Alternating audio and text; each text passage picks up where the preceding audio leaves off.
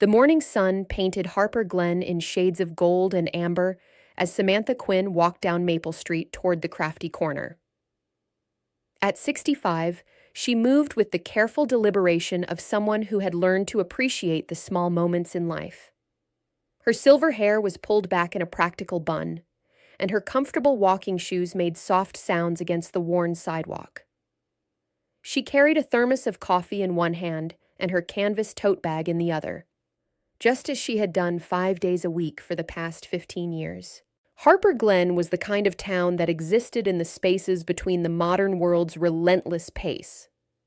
With a population of just under 3,000 people, it sat nestled in a valley surrounded by rolling hills covered in pine and oak trees.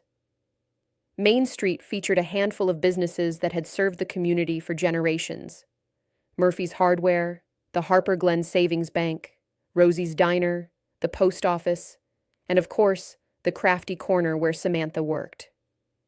The crafty corner was owned by Margaret Chen, an energetic woman in her early 50s, who had transformed her passion for handicrafts into a thriving local business. The store occupied a converted Victorian house, with large front windows that displayed colorful yarns, fabric bolts, and seasonal craft projects. Inside, the shelves were organized with meticulous care, holding everything from scrapbooking supplies to woodworking tools, from knitting needles to painting materials. Samantha had started working at the crafty corner part-time shortly after moving to Harper Glen. The job had been perfect for her needs. It was simple, routine, and required no decisions that would haunt her at night. She helped customers find what they needed, restocked shelves, and occasionally offered advice on projects, though she always claimed to have learned from magazines rather than personal expertise. "Morning, Sam," Margaret called out cheerfully as Samantha entered through the back door. Margaret was already at work, unpacking a shipment of new fabric patterns. "Beautiful day, isn't it?" "It certainly is," Samantha replied with a warm smile. She hung her jacket on the hook by the door and tied on the green apron that served as the store's unofficial uniform. "What time does the quilting circle arrive?" 10 o'clock, as always," Margaret said. "Mrs. Patterson called yesterday to confirm. She's bringing her granddaughter who wants to learn quilting. Sweet girl, apparently very artistic." Samantha nodded and began her opening routine. She unlocked the front door, flipped the closed sign to open, and turned on the overhead lights. The store came alive with warm illumination, casting a welcoming glow on the rainbow of materials that filled every corner.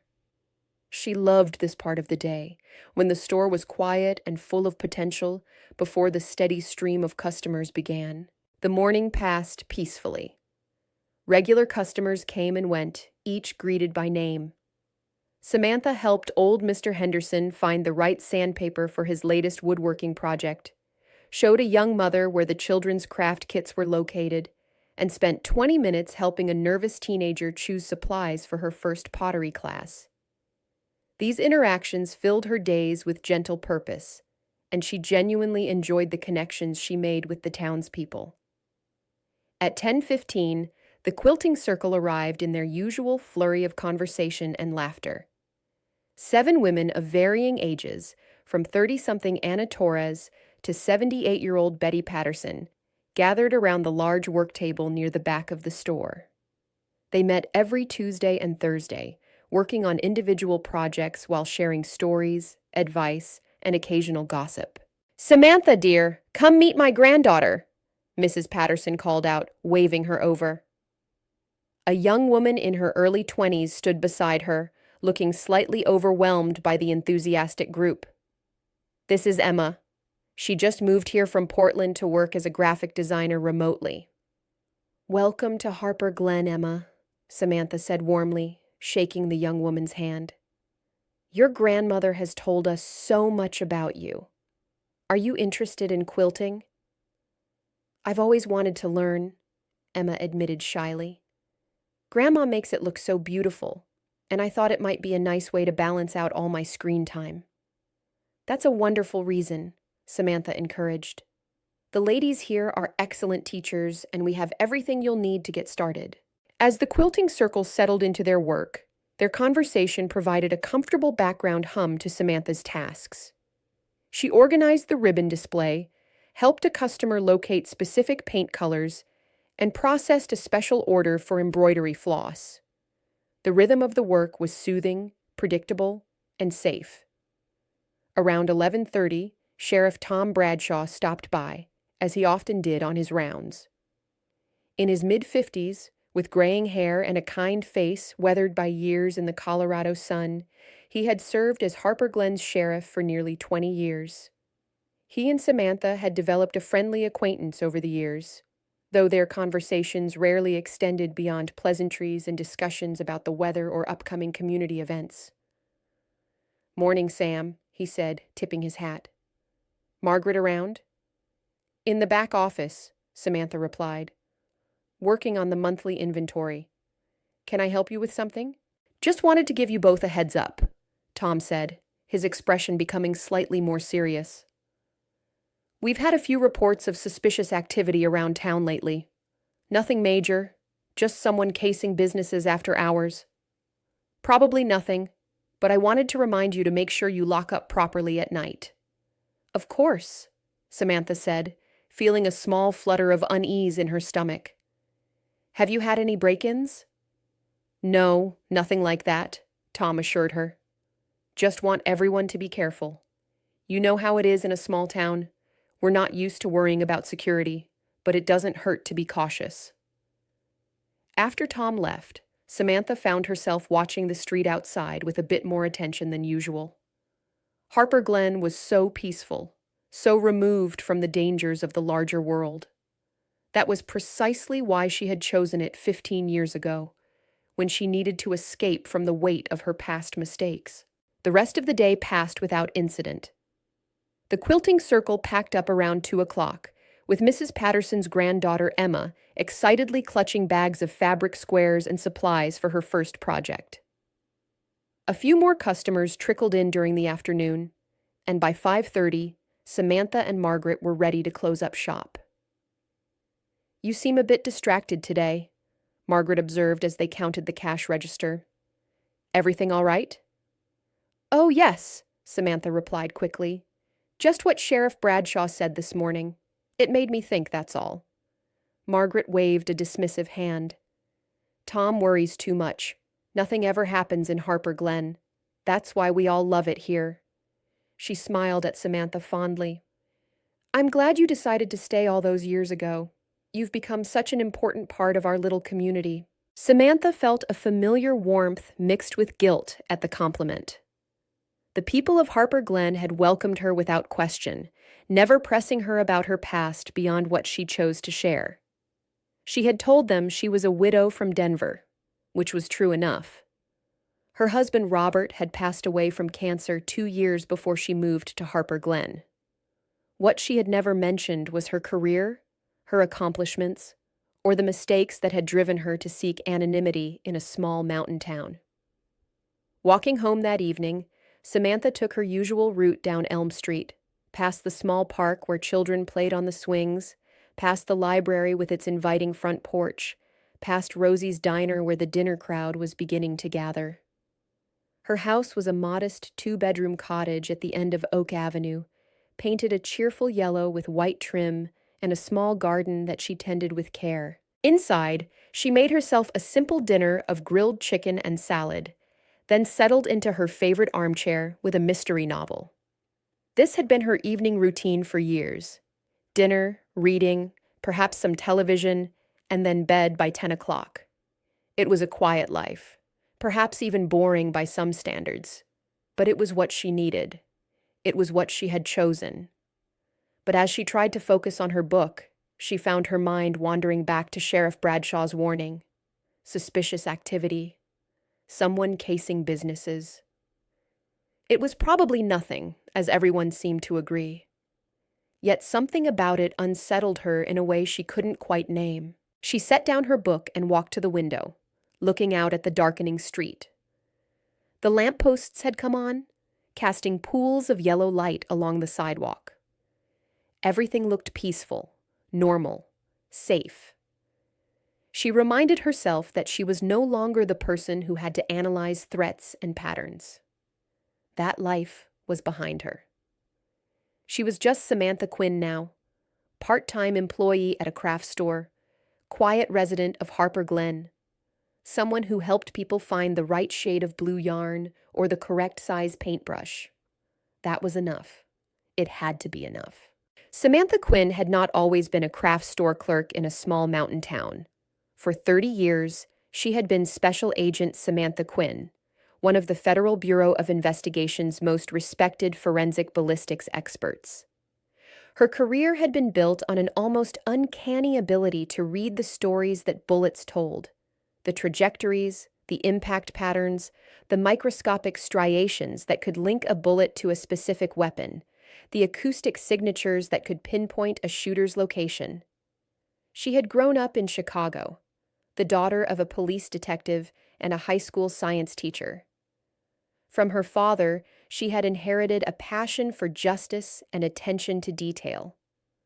From her mother, she had gained a love of methodical analysis and scientific inquiry. The combination had made her ideally suited for forensic work, and she had pursued it with single-minded determination through college and into the FBI Academy. Her career had been remarkable by any measure. She had worked on hundreds of cases, helped solve complex crimes, testified as an expert witness in countless trials, and trained dozens of younger agents in the intricacies of ballistics analysis. She had received commendations, awards, and the respect of colleagues across multiple agencies. Her work had been meticulous, thorough, and almost always correct. Almost always. The case that ended her career had started like so many others. A murder in suburban Virginia, a prominent businessman shot in his home office, no obvious suspect, no clear motive. The local police had called in the FBI, and Samantha had been assigned to analyze the ballistics evidence. The victim, Gerald Morrison, had been shot 3 times with a 9mm handgun. Samantha had processed the scene, collected the bullets and shell casings, documented the impact patterns, and begun her analysis. The evidence had pointed to Morrison's business partner, David Chen, who had access to the office and a potential financial motive. A 9mm handgun registered to Chen had been found in his car, and Samantha's initial analysis had matched the bullets to that weapon. Based largely on her testimony, David Chen had been arrested, tried, and convicted of first-degree murder. He had maintained his innocence throughout, claiming he had been framed, but the jury had believed the forensic evidence. He had been sentenced to 30 years in prison. Samantha had moved on to other cases, confident in her analysis. She had no reason to doubt her conclusions. The science had been clear, the match had been solid, and justice had been served. Or so she had thought. 3 years later, a routine evidence review as part of an unrelated investigation had uncovered something that made Samantha's blood run cold. A 4th bullet had been found, lodged in a bookshelf behind Morrison's desk, a bullet that had somehow been missed during the initial crime scene processing. When this bullet was analyzed, it told a very different story.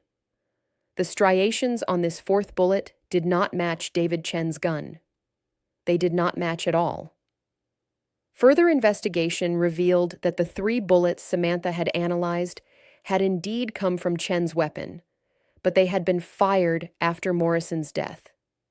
A fact that microscopic blood spatter analysis should have revealed, but had been misinterpreted in the initial rush to process evidence.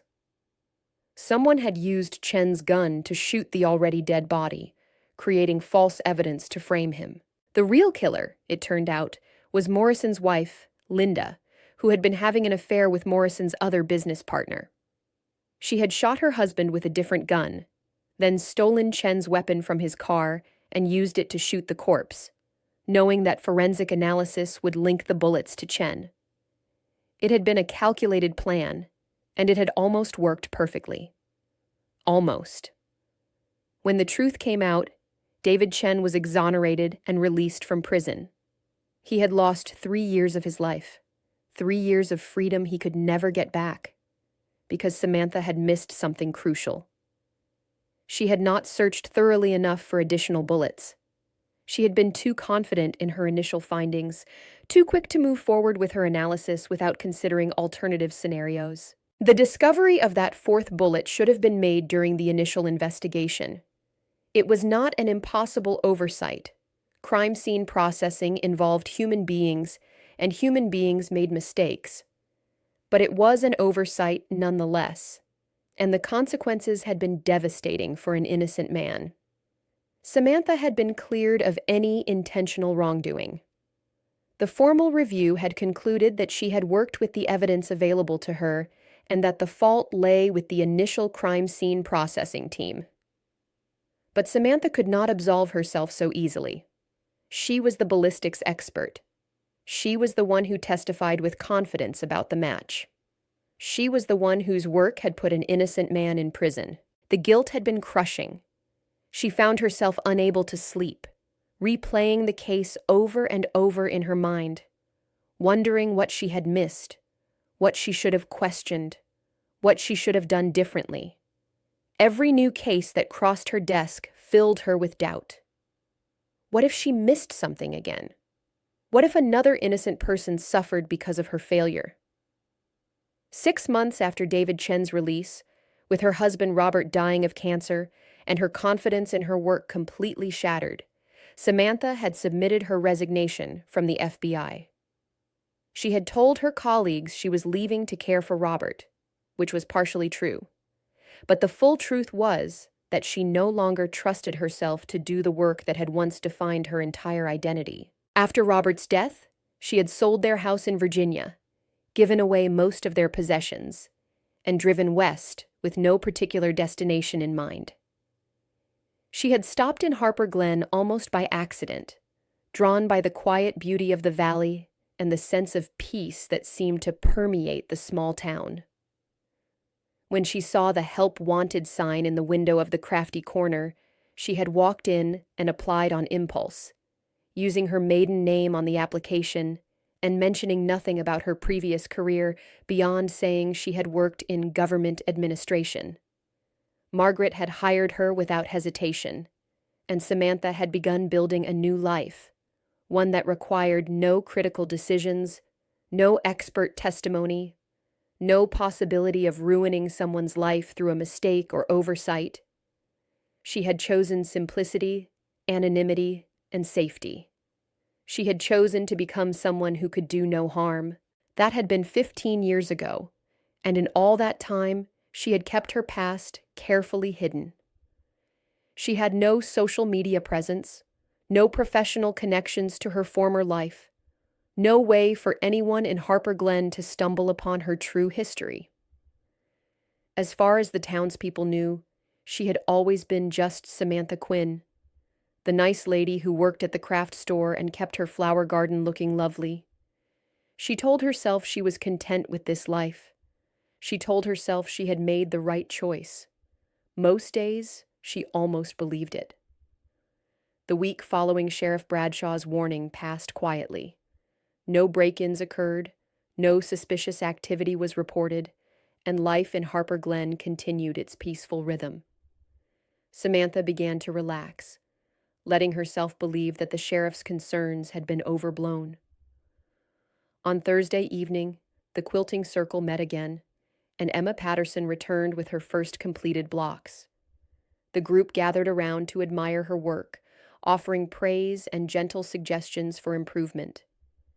Samantha watched from behind the counter, enjoying their camaraderie while keeping her usual emotional distance. "You know, Samantha," Anna Torres called out, "you really should join us sometime. You must have hobbies. What do you like to do in your spare time?" "Oh, I'm more of a reader than a crafter," Samantha deflected smoothly. "But I love seeing what you all create." "She's mysterious, our Sam," Betty Patterson said with an affectionate smile. "In all these years, we still don't know much about her. You're like a puzzle we can't quite solve." The comment, though meant kindly, sent a small chill through Samantha.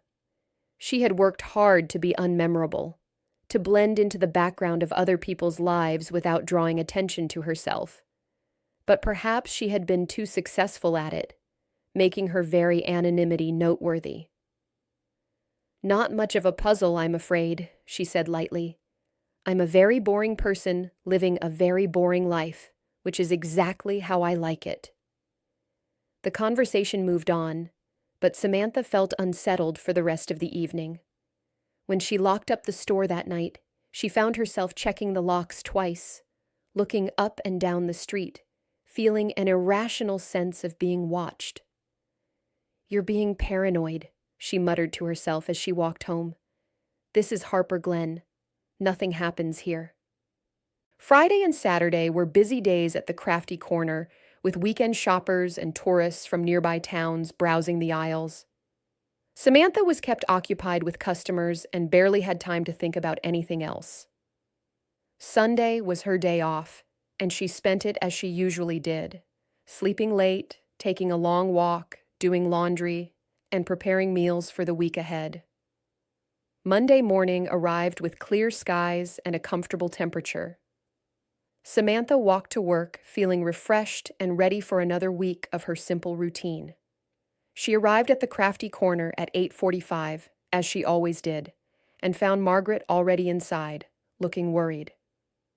"Sam, thank goodness you're here," Margaret said, hurrying over.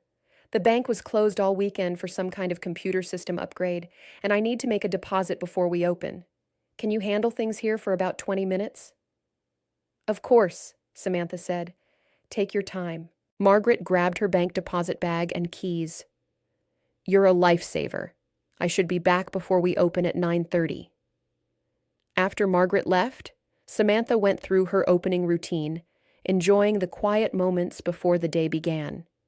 She was sorting through the new shipment of embroidery hoops when she heard the first sound. A sharp crack that echoed from somewhere outside, followed quickly by two more in rapid succession. She froze, her body responding before her mind had fully processed what she had heard. Those were gunshots. She would know that sound anywhere, could distinguish it from fireworks or car backfires with absolute certainty, even though she had spent 15 years trying to forget such knowledge. Her heart pounding, Samantha moved quickly to the front window and peered out carefully. Main Street looked normal at first glance. No crowds, no obvious signs of trouble. But then she saw people starting to emerge from buildings, looking around with confused and frightened expressions. She heard shouting from the direction of the bank, 2 blocks down. Without thinking, Samantha grabbed her phone and dialed 911. "Harper Glen Emergency Services," the dispatcher answered. "This is Samantha Quinn at the Crafty Corner on Main Street," she said, keeping her voice calm despite her racing pulse. "I heard 3 gunshots coming from the direction of the bank, about 30 seconds ago." "Stay inside and away from windows," the dispatcher instructed.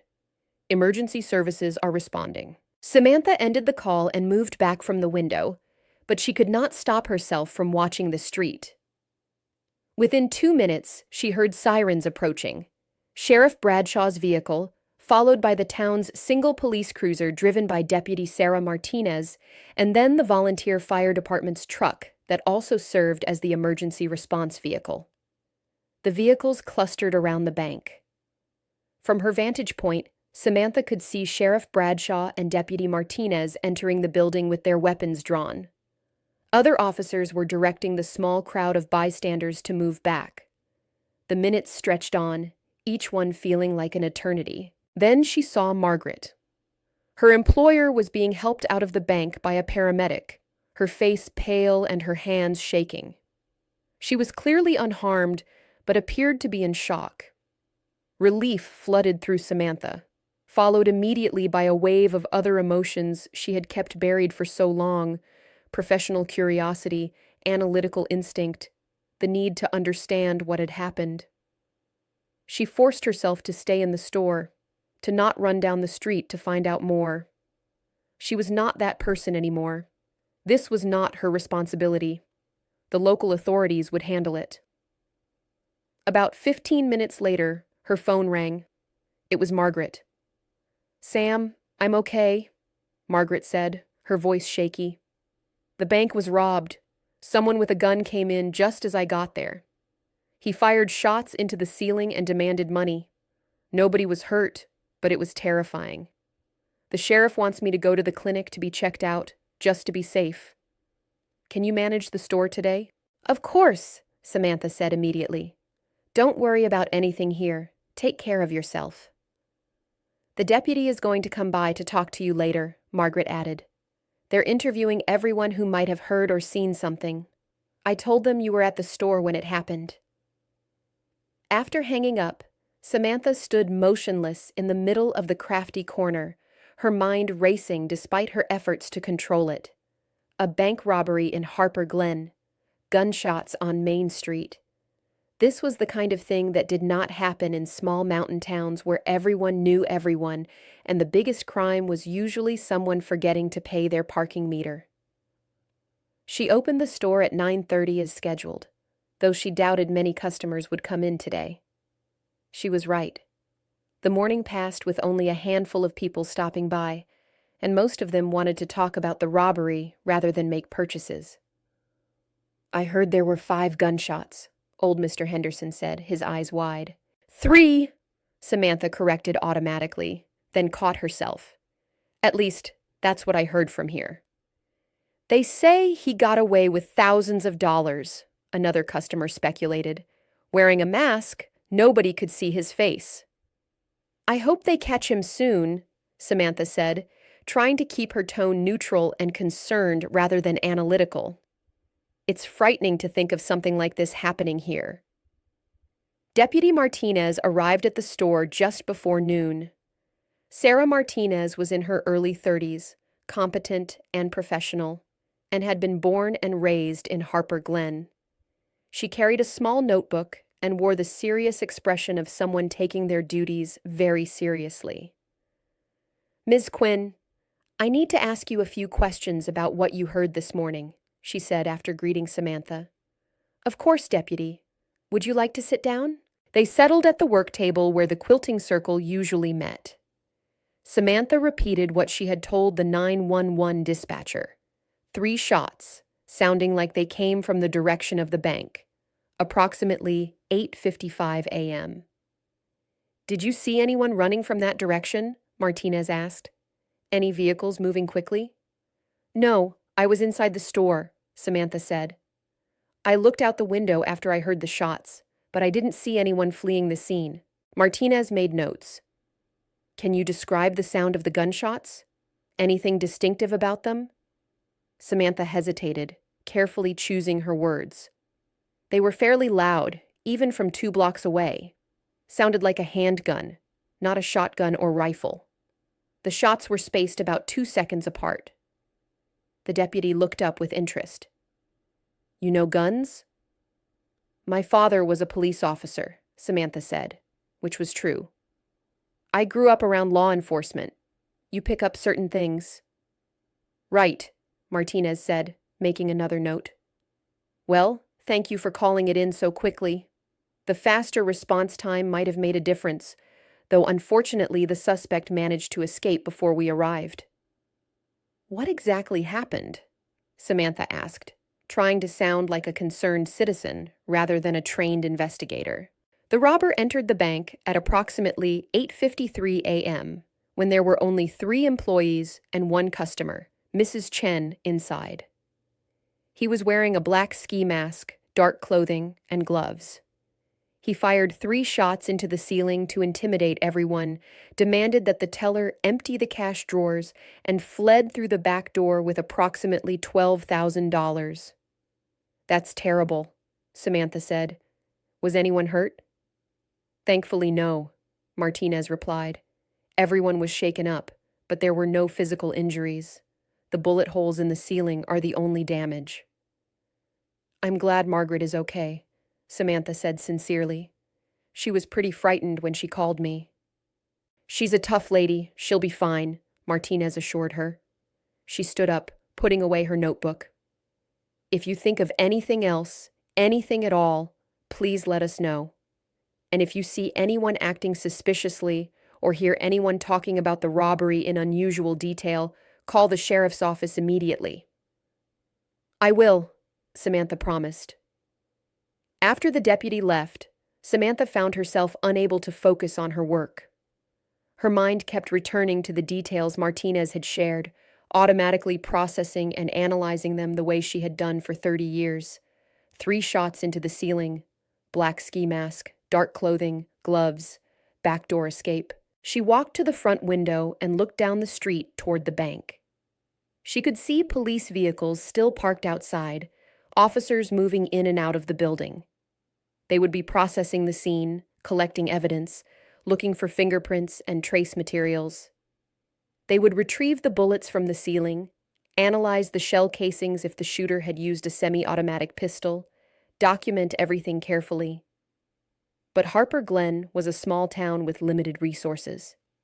The sheriff's department had no forensic specialists, no ballistics experts, no crime lab. They would have to send evidence to the state police or federal agencies for analysis, and that would take time. Meanwhile, the robber was somewhere out there, probably already far from Harper Glen, carrying $12,000 that belonged to the community. Samantha turned away from the window and went back to work, straightening shelves that did not need straightening, organizing supplies that were already organized, doing anything to keep her hands and mind occupied. She was not that person anymore. This was not her problem to solve. She had to keep reminding herself of that. That had been 15 years ago, and in all that time, she had kept her past carefully hidden. She had no social media presence, no professional connections to her former life, no way for anyone in Harper Glen to stumble upon her true history. As far as the townspeople knew, she had always been just Samantha Quinn, the nice lady who worked at the craft store and kept her flower garden looking lovely.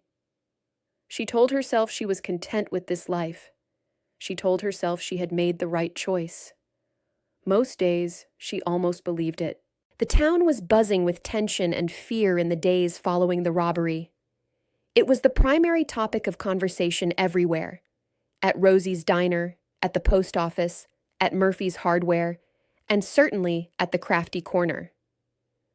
Margaret returned to work on Tuesday, still a bit pale, but determined not to let the experience keep her from her routine. "I keep reliving it," she told Samantha during a quiet moment. "The sound of those shots, the way my heart nearly stopped. I've lived in Harper Glen my entire life, and nothing like this has ever happened.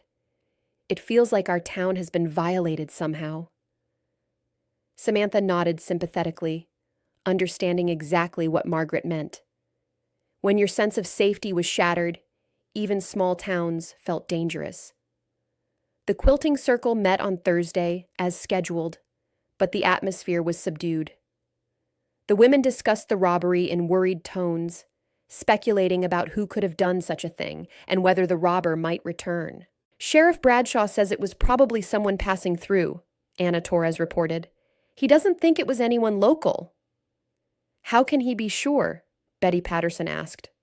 "The man was completely covered. It could have been anyone." "The sheriff knows everyone in Harper Glen," Emma said, defending the local law enforcement. "Surely he would recognize someone's build or the way they moved, even with a mask." "Unless it was someone new to town," another member suggested. "There have been some construction workers around for that new development on the east side. Could be one of them." Samantha listened to the conversation while helping a customer choose yarn for a baby blanket. She knew the sheriff was doing everything he could with the resources available to him. She also knew that without specialized forensic analysis, the chances of identifying the robber were limited. The investigation would likely involve interviewing potential suspects, checking alibis, reviewing security footage if any existed, and hoping for a lucky break or a witness who remembered something useful. On Friday afternoon, Sheriff Bradshaw stopped by the Crafty Corner. He looked tired, the stress of the investigation evident in the lines around his eyes. "Margaret, Sam," he greeted them both. "I wanted to update you on the investigation and thank you again for your cooperation." "Have you made any progress?" Margaret asked hopefully. Tom shook his head. "Not as much as I'd like. We've interviewed everyone who was in the vicinity, collected the bullets from the bank ceiling, and sent them to the state police lab for analysis. But that could take weeks to get results, and even then, we'd need a suspect to compare them to. The security camera at the bank malfunctioned about a month ago and hasn't been repaired yet. Budget issues, so we have no video footage." "What about fingerprints?" Samantha asked, then immediately regretted speaking up. She saw Tom give her a curious look. "The robber wore gloves," Tom said. "We found no useful fingerprints at the scene. No witnesses saw which direction he went after leaving through the back door. It's like he vanished into thin air." "That's frustrating," Margaret said. "Is there anything we can do to help?" "Just keep your eyes open," Tom replied. "If you hear anyone talking about coming into unexpected money, or if you notice anyone whose behavior seems off, let us know. Sometimes small things can make a big difference in an investigation." After the sheriff left, Samantha found herself thinking about the case despite her best efforts not to. 3 bullets fired into a ceiling. Shell casings would tell what type of gun was used. The bullets themselves would show striations if they had hit something solid enough. The spacing of the shots suggested someone who was not completely comfortable with the weapon. An experienced shooter would have fired more quickly and confidently, or not at all if the goal was merely intimidation. She caught herself and stopped. This was exactly the kind of thinking she had tried to leave behind. It was not her problem. She was not an FBI agent anymore. She was a craft store employee who needed to focus on her job and let the professionals handle the investigation.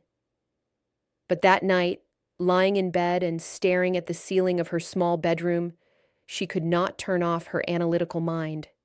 She kept returning to the details she knew, fitting them together like pieces of a puzzle. The robbery had been brazen, but also somewhat amateurish. Firing shots had been a huge risk in a small town where the sound would carry and bring law enforcement quickly. An experienced criminal would have used a different intimidation technique. The choice of the Harper Glen Savings Bank was interesting too. It was a small local bank, not a branch of a major institution. The amount stolen, $12,000, suggested the robber knew it would not have huge amounts of cash on hand, but believed it would have enough to make the risk worthwhile. That argued for either local knowledge or at least careful reconnaissance. The escape through the back door and the subsequent disappearance suggested advanced planning. The robber must have known the layout of the bank and had planned an escape route that avoided the main street where witnesses would see him.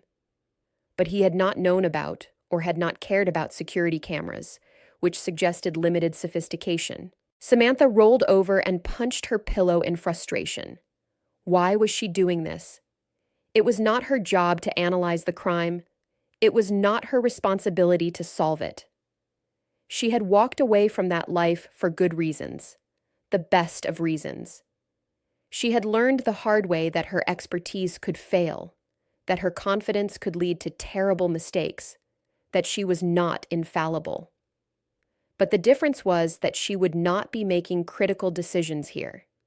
She would not be testifying in court, not determining someone's guilt or innocence, not putting anyone's freedom on the line.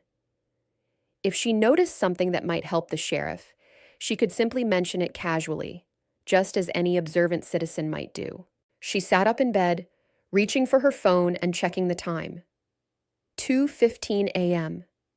She had been lying awake for hours, her mind churning through details and possibilities.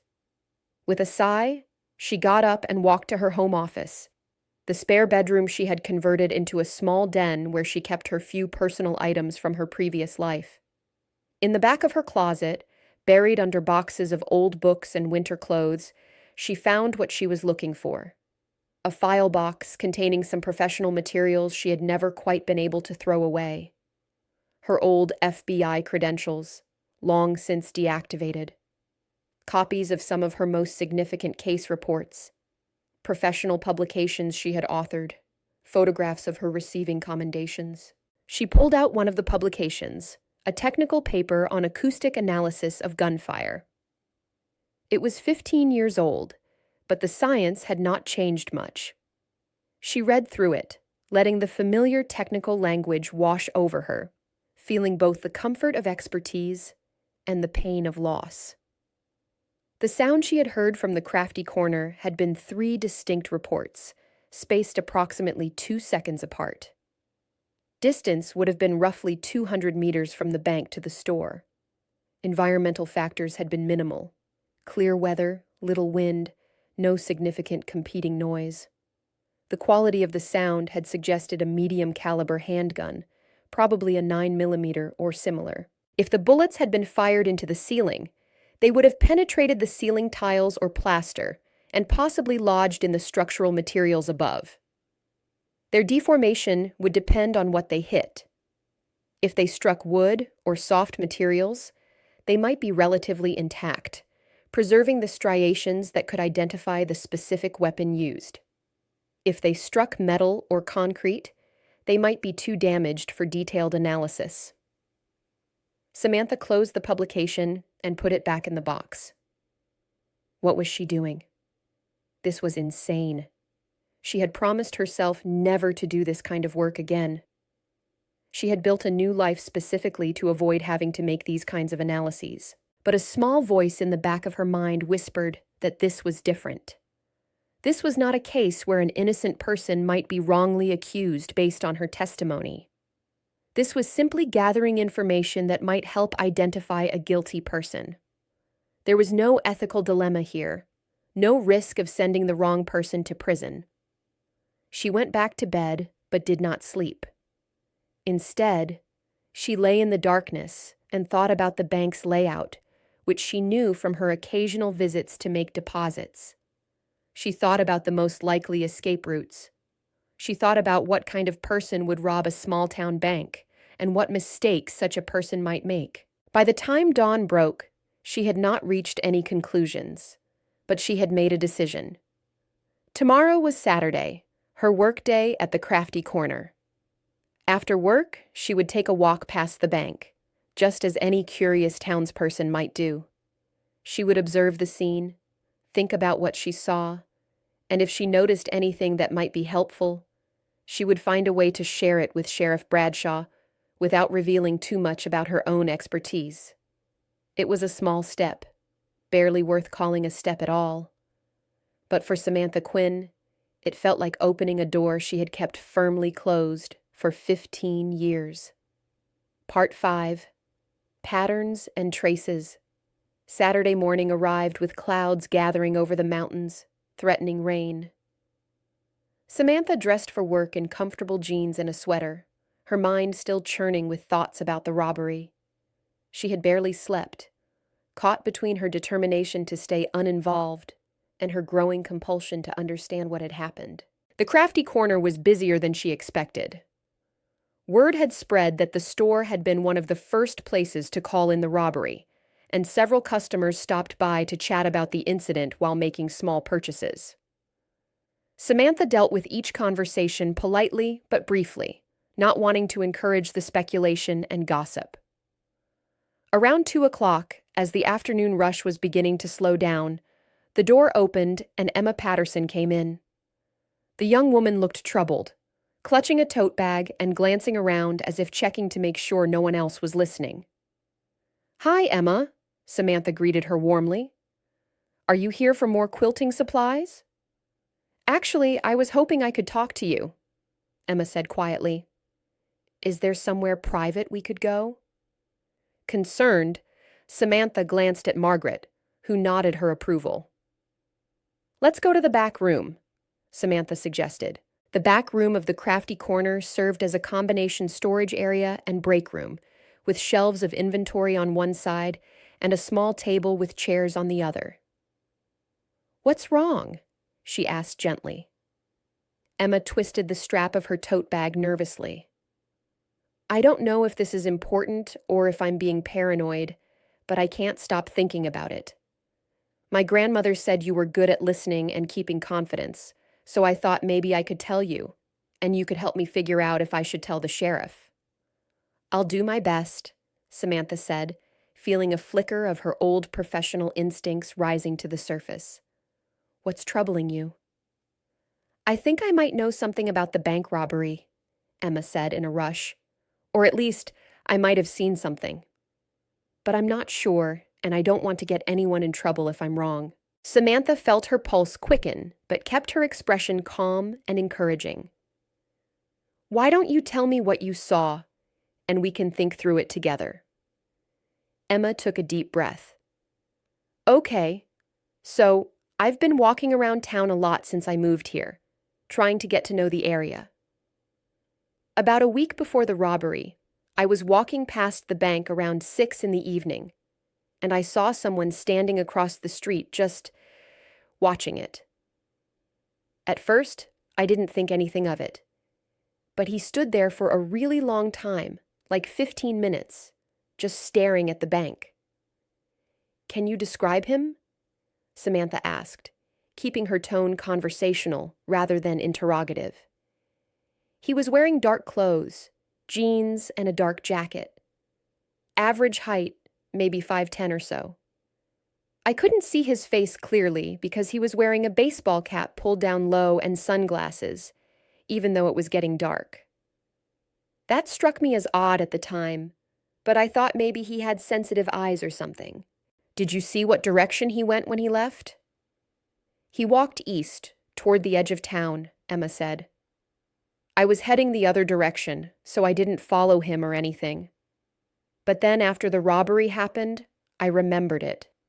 And I started wondering if he had been casing the bank. Is that crazy? It's not crazy at all, Samantha assured her. What you're describing sounds like reconnaissance behavior. The fact that he was watching the bank for an extended period, wearing clothing that made it difficult to see his face, and doing this a week before the robbery, that's exactly the kind of pattern that might be relevant to the investigation. Emma looked relieved.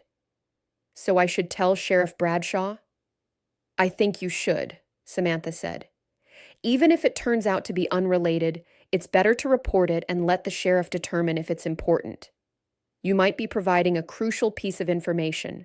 Would you come with me? Emma asked hesitantly. I'm nervous about talking to the police. I've never been involved in anything like this before. Samantha hesitated. Going to the sheriff's office would draw more attention to herself than she wanted. But Emma was clearly frightened and needed support, and refusing would seem strange. Of course I'll come with you, she said. Let me tell Margaret I'm taking a break.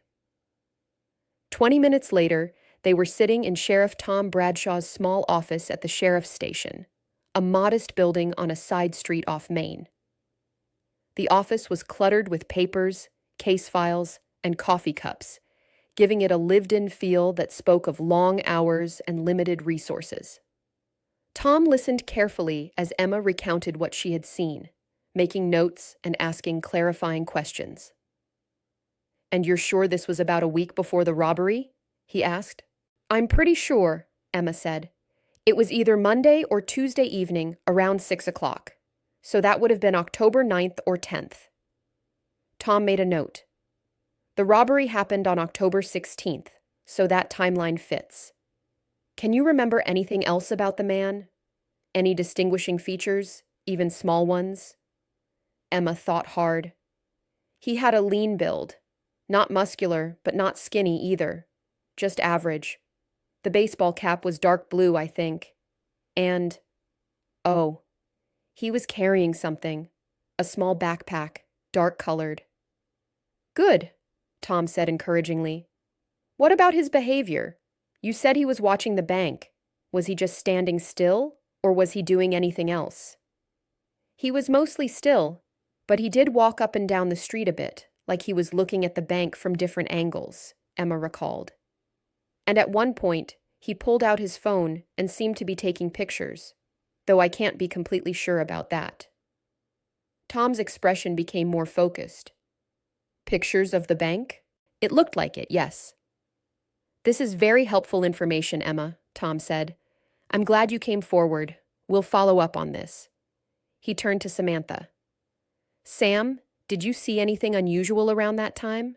You're at the crafty corner most weekdays? I didn't notice anyone watching the bank, Samantha said carefully, but I'll keep my eyes open from now on. After they left the sheriff's office, Emma thanked Samantha repeatedly. I feel so much better having told someone. Do you think it will help catch the robber? I hope so, Samantha said. The sheriff is good at his job. He'll investigate every lead. She walked Emma back to the crafty corner and returned to work, but her mind was racing. Emma's information was potentially significant. If the robber had been conducting surveillance a week before the robbery, it indicated planning and premeditation. It also suggested the robber might still be in the area, since he had spent time observing the target in advance. The more Samantha thought about it, the more pieces seemed to be coming together in her mind. Someone unfamiliar enough with Harper Glen to need to scout the location. Someone with enough desperation or need to risk an armed robbery. Someone with at least basic familiarity with firearms, but not extensive training or experience, judging by the decision to fire warning shots and the relatively unsophisticated escape plan. When her shift ended at 5 o'clock, she told Margaret she was going for a walk to clear her head. Instead of heading home, she found herself walking toward Main Street and the bank. Yellow police tape still marked the building as a crime scene, though the investigation had moved beyond the initial evidence collection phase. Samantha stood across the street, in almost the same position Emma had described seeing the suspicious man. From this vantage point, she could see both the front entrance and the alley that led to the back door.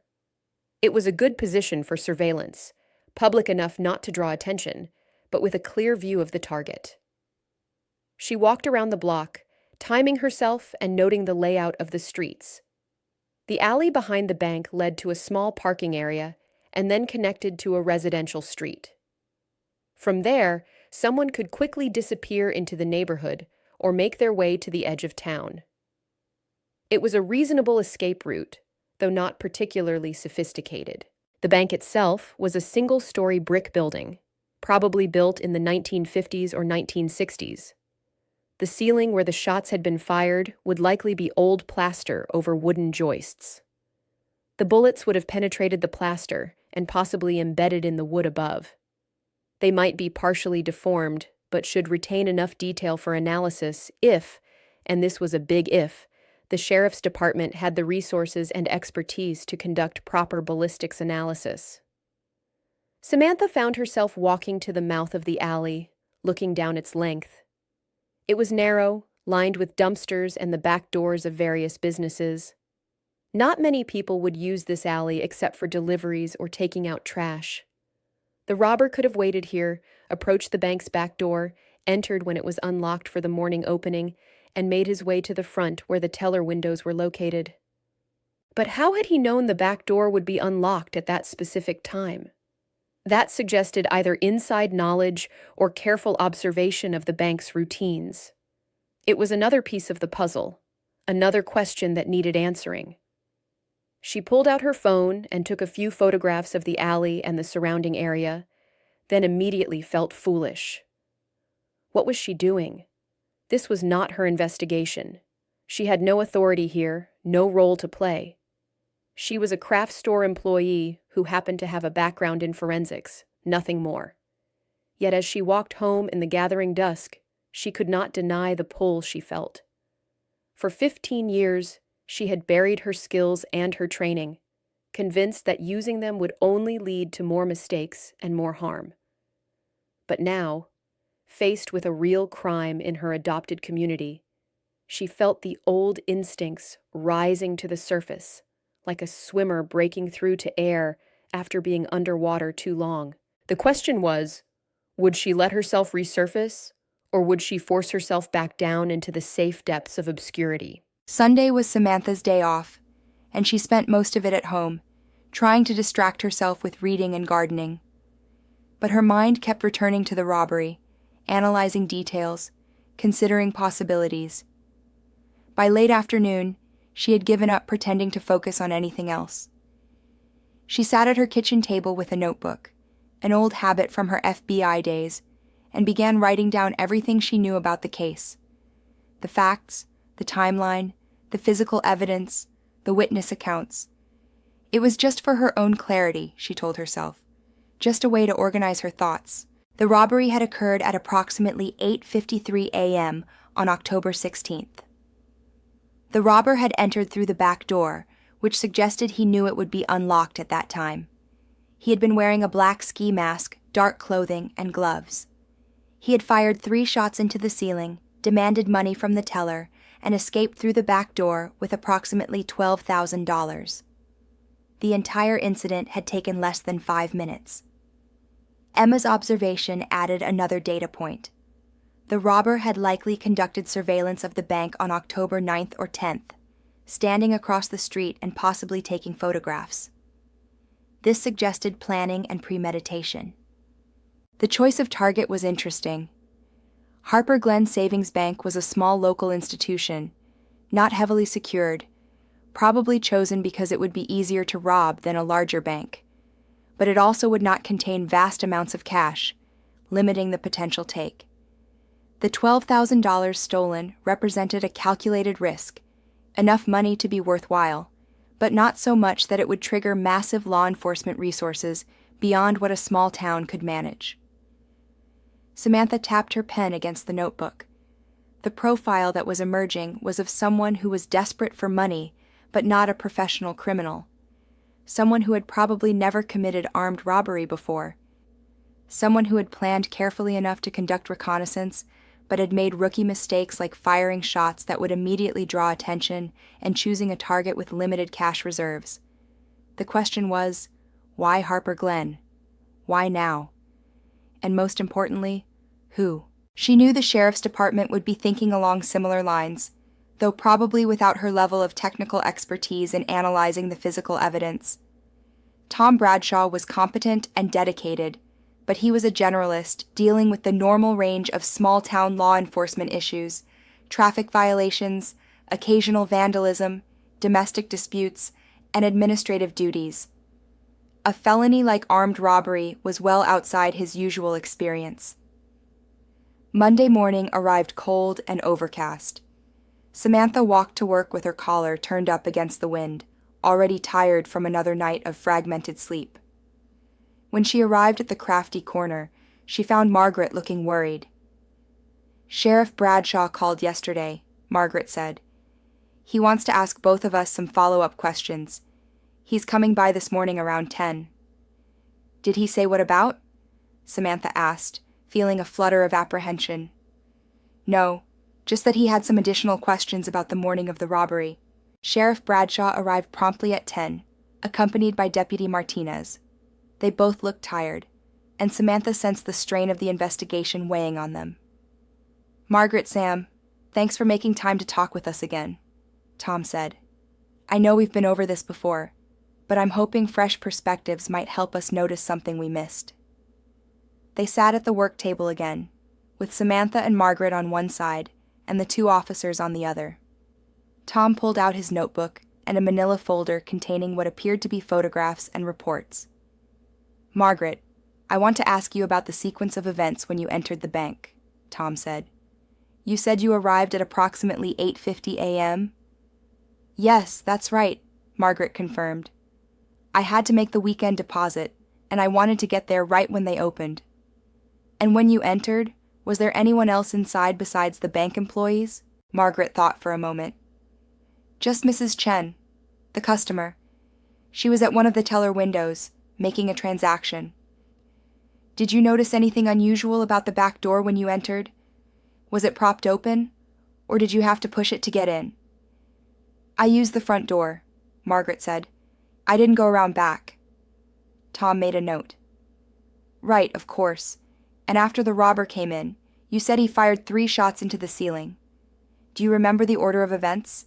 Did he say anything first, or did he fire immediately?"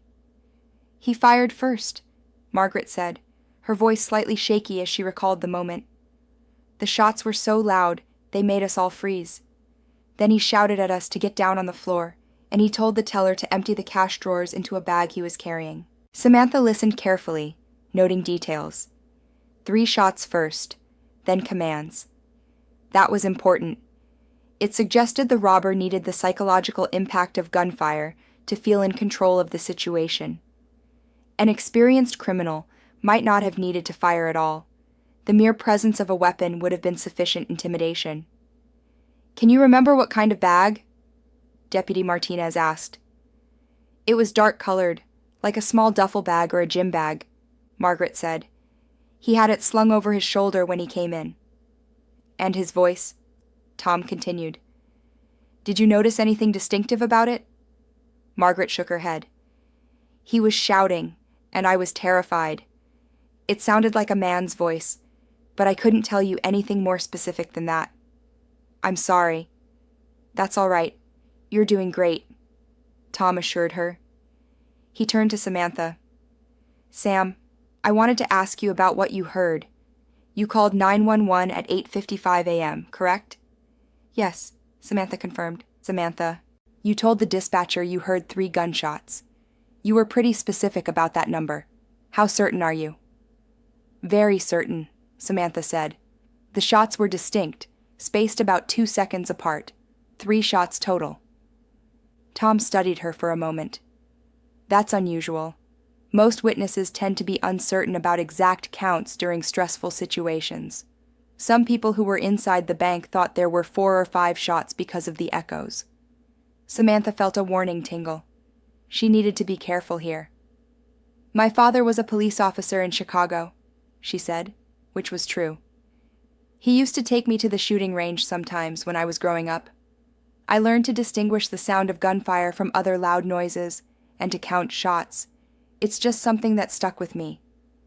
It was a plausible explanation, and Tom seemed to accept it. "That's actually very helpful," he said. "The physical evidence confirms exactly 3 shots were fired. You have a good ear." "Have you analyzed the bullets?" Samantha asked, unable to help herself. Tom sighed.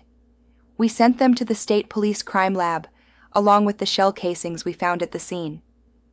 But they're backlogged, and they said it could be 4 to 6 weeks before we get any results. By that time, the trail will be cold." 4 to 6 weeks. That was frustratingly long but not surprising for a small agency dealing with an overworked state lab. Samantha felt a familiar itch, the desire to examine the evidence herself, to apply her expertise to help solve the case.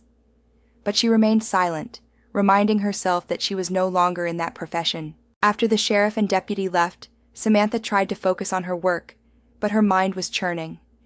The robber had carried a small duffel bag or gym bag. He had fired 3 shots in rapid succession before issuing commands. He had escaped through the back door, which meant he either knew the layout of the bank or had scouted it in advance. Emma's observation about the surveillance confirmed the latter. That afternoon, during her lunch break, Samantha found herself walking past the sheriff's office. She had no specific plan, but she felt drawn there, as if an invisible thread was pulling her toward involvement, despite her better judgment.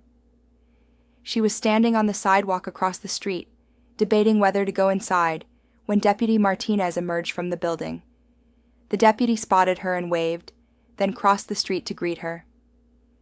"Ms. Quinn, hi," Sarah said with a friendly smile. "Were you looking for the sheriff?"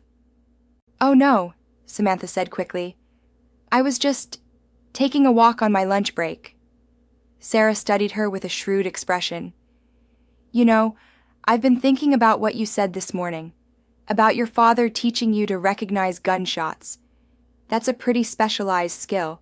Not many civilians can count shots accurately during a stressful event."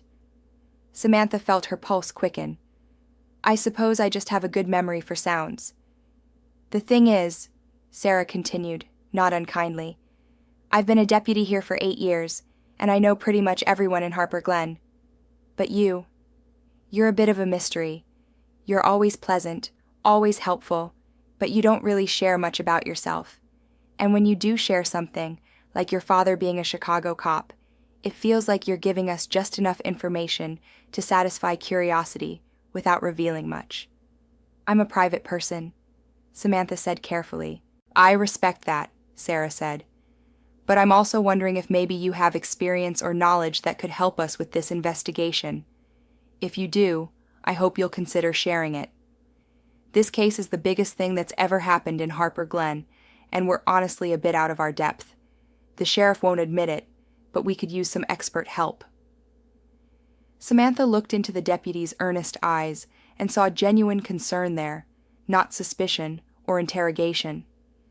Sarah Martinez was asking for help, not demanding answers about the past. I appreciate your honesty, Samantha said slowly. Can I ask you something? The bullets that were recovered from the ceiling, are they still here, or have they already been sent to the state lab?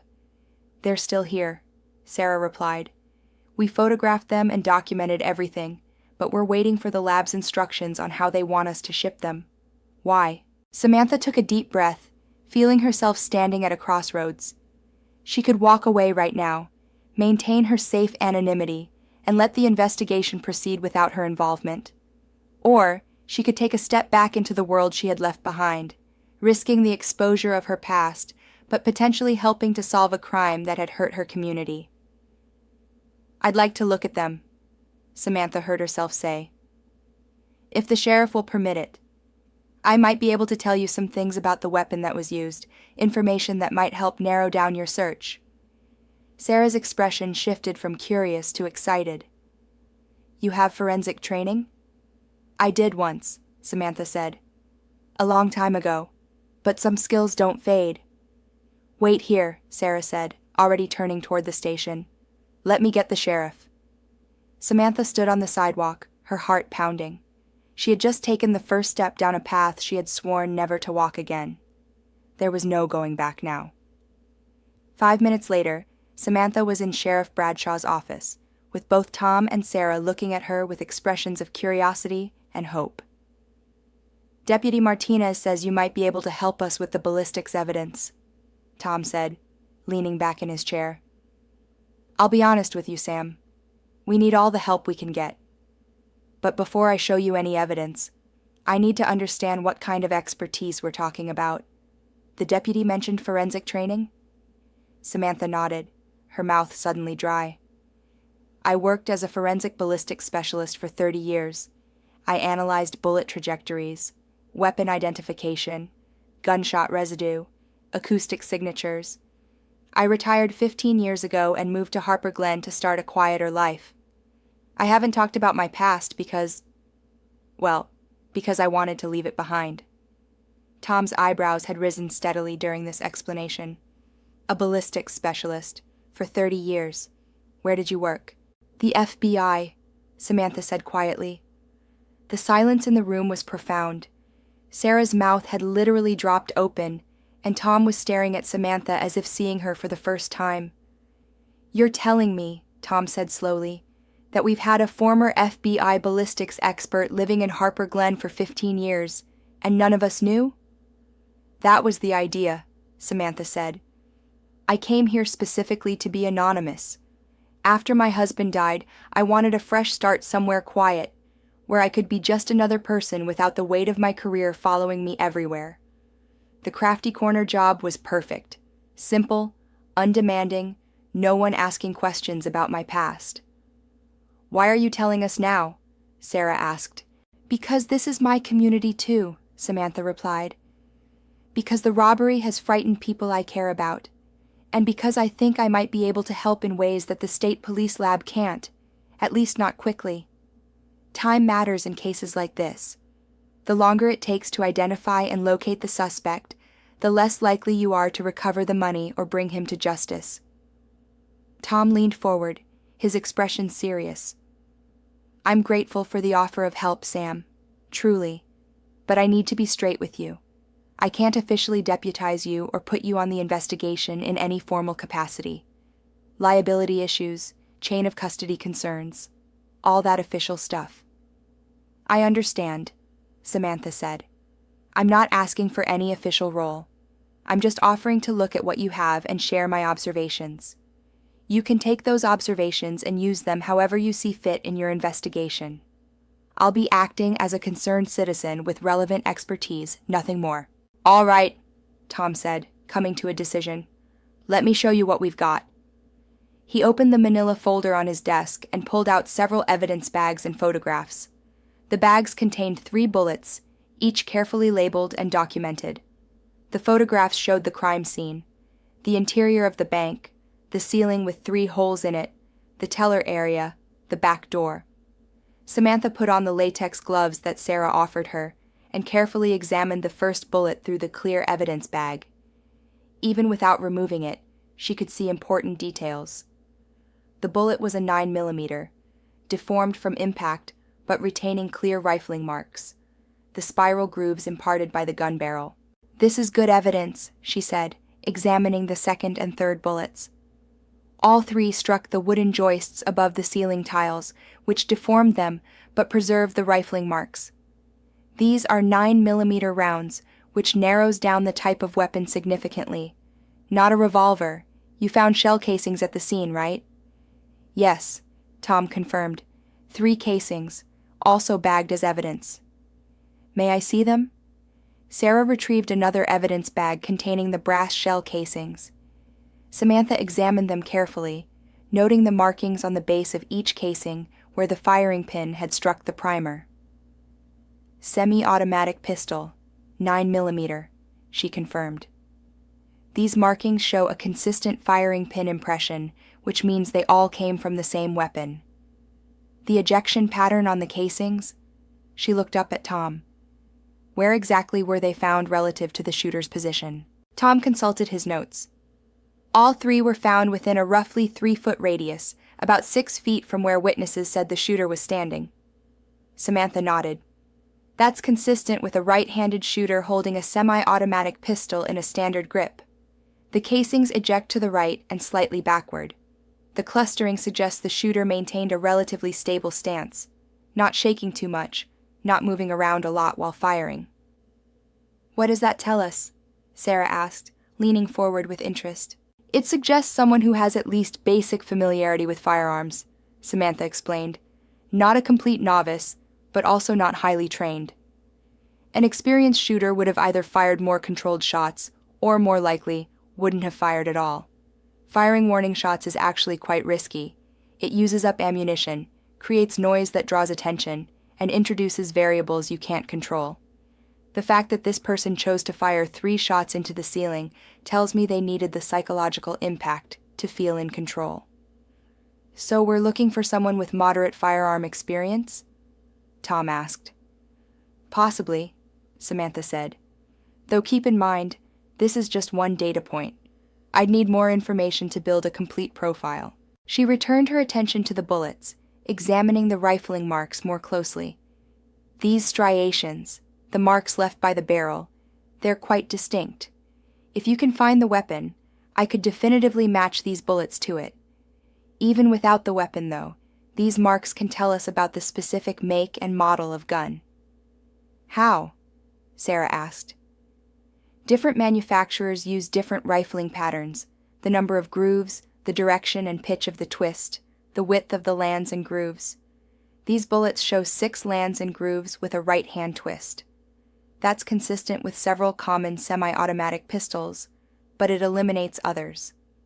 If I had access to a comparison microscope and reference databases, I could narrow it down further. Tom rubbed his jaw thoughtfully. The state lab will do all that eventually, but like I said, we're looking at weeks. Can you give us anything more specific based on what you see here? Samantha studied the bullets again, using the natural light from the window to examine the details. The depth and clarity of these rifling marks suggest a relatively new weapon, well maintained. An older gun with a worn barrel would leave less distinct marks. The quality of the ammunition is also decent. These are factory rounds, not reloads. That tells me the shooter isn't so budget-conscious or desperate that they're using cheap or improvised ammunition. She set down the evidence and pulled out one of the photographs, studying the crime scene. Tell me about the acoustic signature. You said you heard the shots from the crafty corner. Did anyone else report hearing them? Tom nodded. Several people along Main Street heard them and called 911. The responses were pretty consistent. 3 loud bangs coming from the direction of the bank. And the timing between shots? About 2 seconds apart, correct? Yes, according to the bank's alarm system timestamps.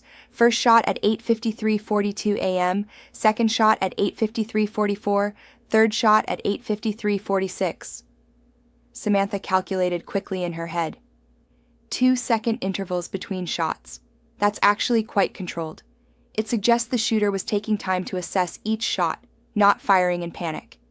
Either they were following a plan, fire 3 specific shots for maximum intimidation, or they were inexperienced enough to need time between shots to process what they were doing.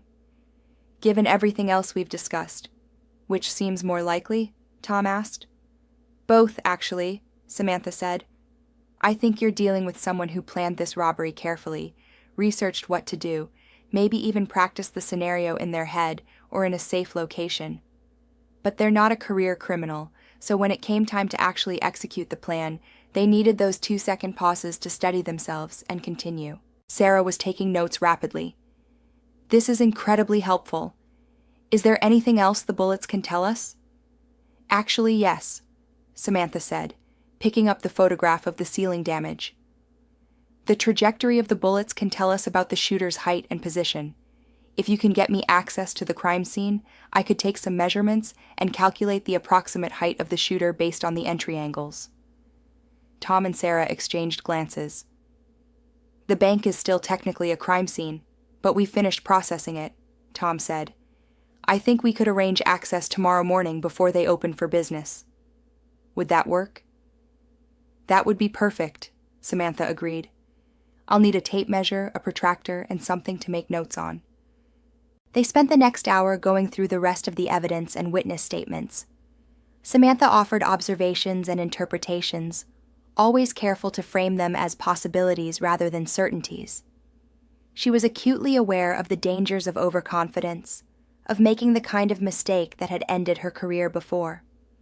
When they were finished, Tom leaned back in his chair and let out a long breath. Sam, I have to tell you, this is more progress than we've made in days. Why didn't you come forward sooner? Because I didn't want to go back to this, Samantha said honestly. I left the FBI for reasons I'd rather not discuss, and I've spent 15 years trying to build a life that had nothing to do with crime or investigation or analysis. But when something like this happens in my community, to people I know and care about, I couldn't just stand by. Well, I'm grateful you're here now, Tom said. Whatever your reasons for leaving, it's clear you're still damn good at what you do. Sarah walked Samantha back to the crafty corner, and they talked as they went. Can I ask you something personal? Sarah said. If you were such a successful FBI agent, why did you really leave? You don't have to answer if you don't want to. Samantha considered deflecting the question, but Sarah had been nothing but kind and supportive. She deserved some honesty. I made a mistake on a case, Samantha said quietly. I missed an important piece of evidence, and because of that mistake, an innocent man went to prison for 3 years. By the time we discovered the error, he had lost years of his life that he could never get back. It wasn't enough for me to be told that mistakes happen, that I wasn't directly at fault. I couldn't trust myself anymore, couldn't live with the knowledge that my work had that kind of power over people's lives. So I walked away. That must have taken courage, Sarah said, both walking away and now coming back to help us. Or maybe it's just weakness both times, Samantha replied with a sad smile. I'm still not sure which. When Samantha returned to the crafty corner, Margaret took one look at her face and pulled her aside. What's wrong? You look like you've seen a ghost. Not a ghost, Samantha said. More like I've been visited by my past. She gave Margaret an abbreviated version of events, explaining that she had offered to help the sheriff with the investigation based on professional experience she had from years ago. She didn't go into detail about her FBI career, and Margaret, bless her, didn't press for more information. I think it's wonderful that you're helping, Margaret said warmly. And it explains some things about you that I've always wondered about. That precise way you have of observing things, The way you seem to notice details others miss. You're not just a craft store clerk, are you? That's exactly what I am, Samantha insisted gently. That's what I chose to be. This other thing, it's just a temporary detour to help catch whoever robbed our bank. But even as she said it, she wondered if that was true. The excitement she had felt while examining the evidence, the satisfaction of applying her expertise to a real problem, the sense of purpose that came from using her skills to help others. All of these feelings had come flooding back with surprising intensity. She had thought she had buried them for good, but perhaps they had only been dormant, waiting for the right catalyst to bring them back to life. That evening, sitting alone in her small house, Samantha pulled out her old case files and began reviewing her notes on ballistics analysis techniques. She wanted to be as prepared as possible for tomorrow's examination of the crime scene. She wanted to do this right, to prove to herself that she could still be trusted to apply her expertise responsibly. Most importantly, she wanted to help catch the person who had frightened her community and stolen from her neighbors. For the first time in 15 years, Samantha Quinn felt like herself again. Not the quiet craft store employee, but the skilled investigator who had dedicated her life to seeking justice. The question was, could she do this without making the kind of mistake that had driven her into hiding in the first place? Tuesday morning dawned clear and cold. Samantha arrived at the Harper Glen Savings Bank at 8 a.m., accompanied by Sheriff Bradshaw and Deputy Martinez. The bank manager, a nervous man named Gerald Foster, let them in through the front door and hovered nearby as Samantha surveyed the interior. The bank was modest in size, with 4 teller windows along one wall, a row of desks for loan officers and customer service, and a small waiting area with chairs near the entrance.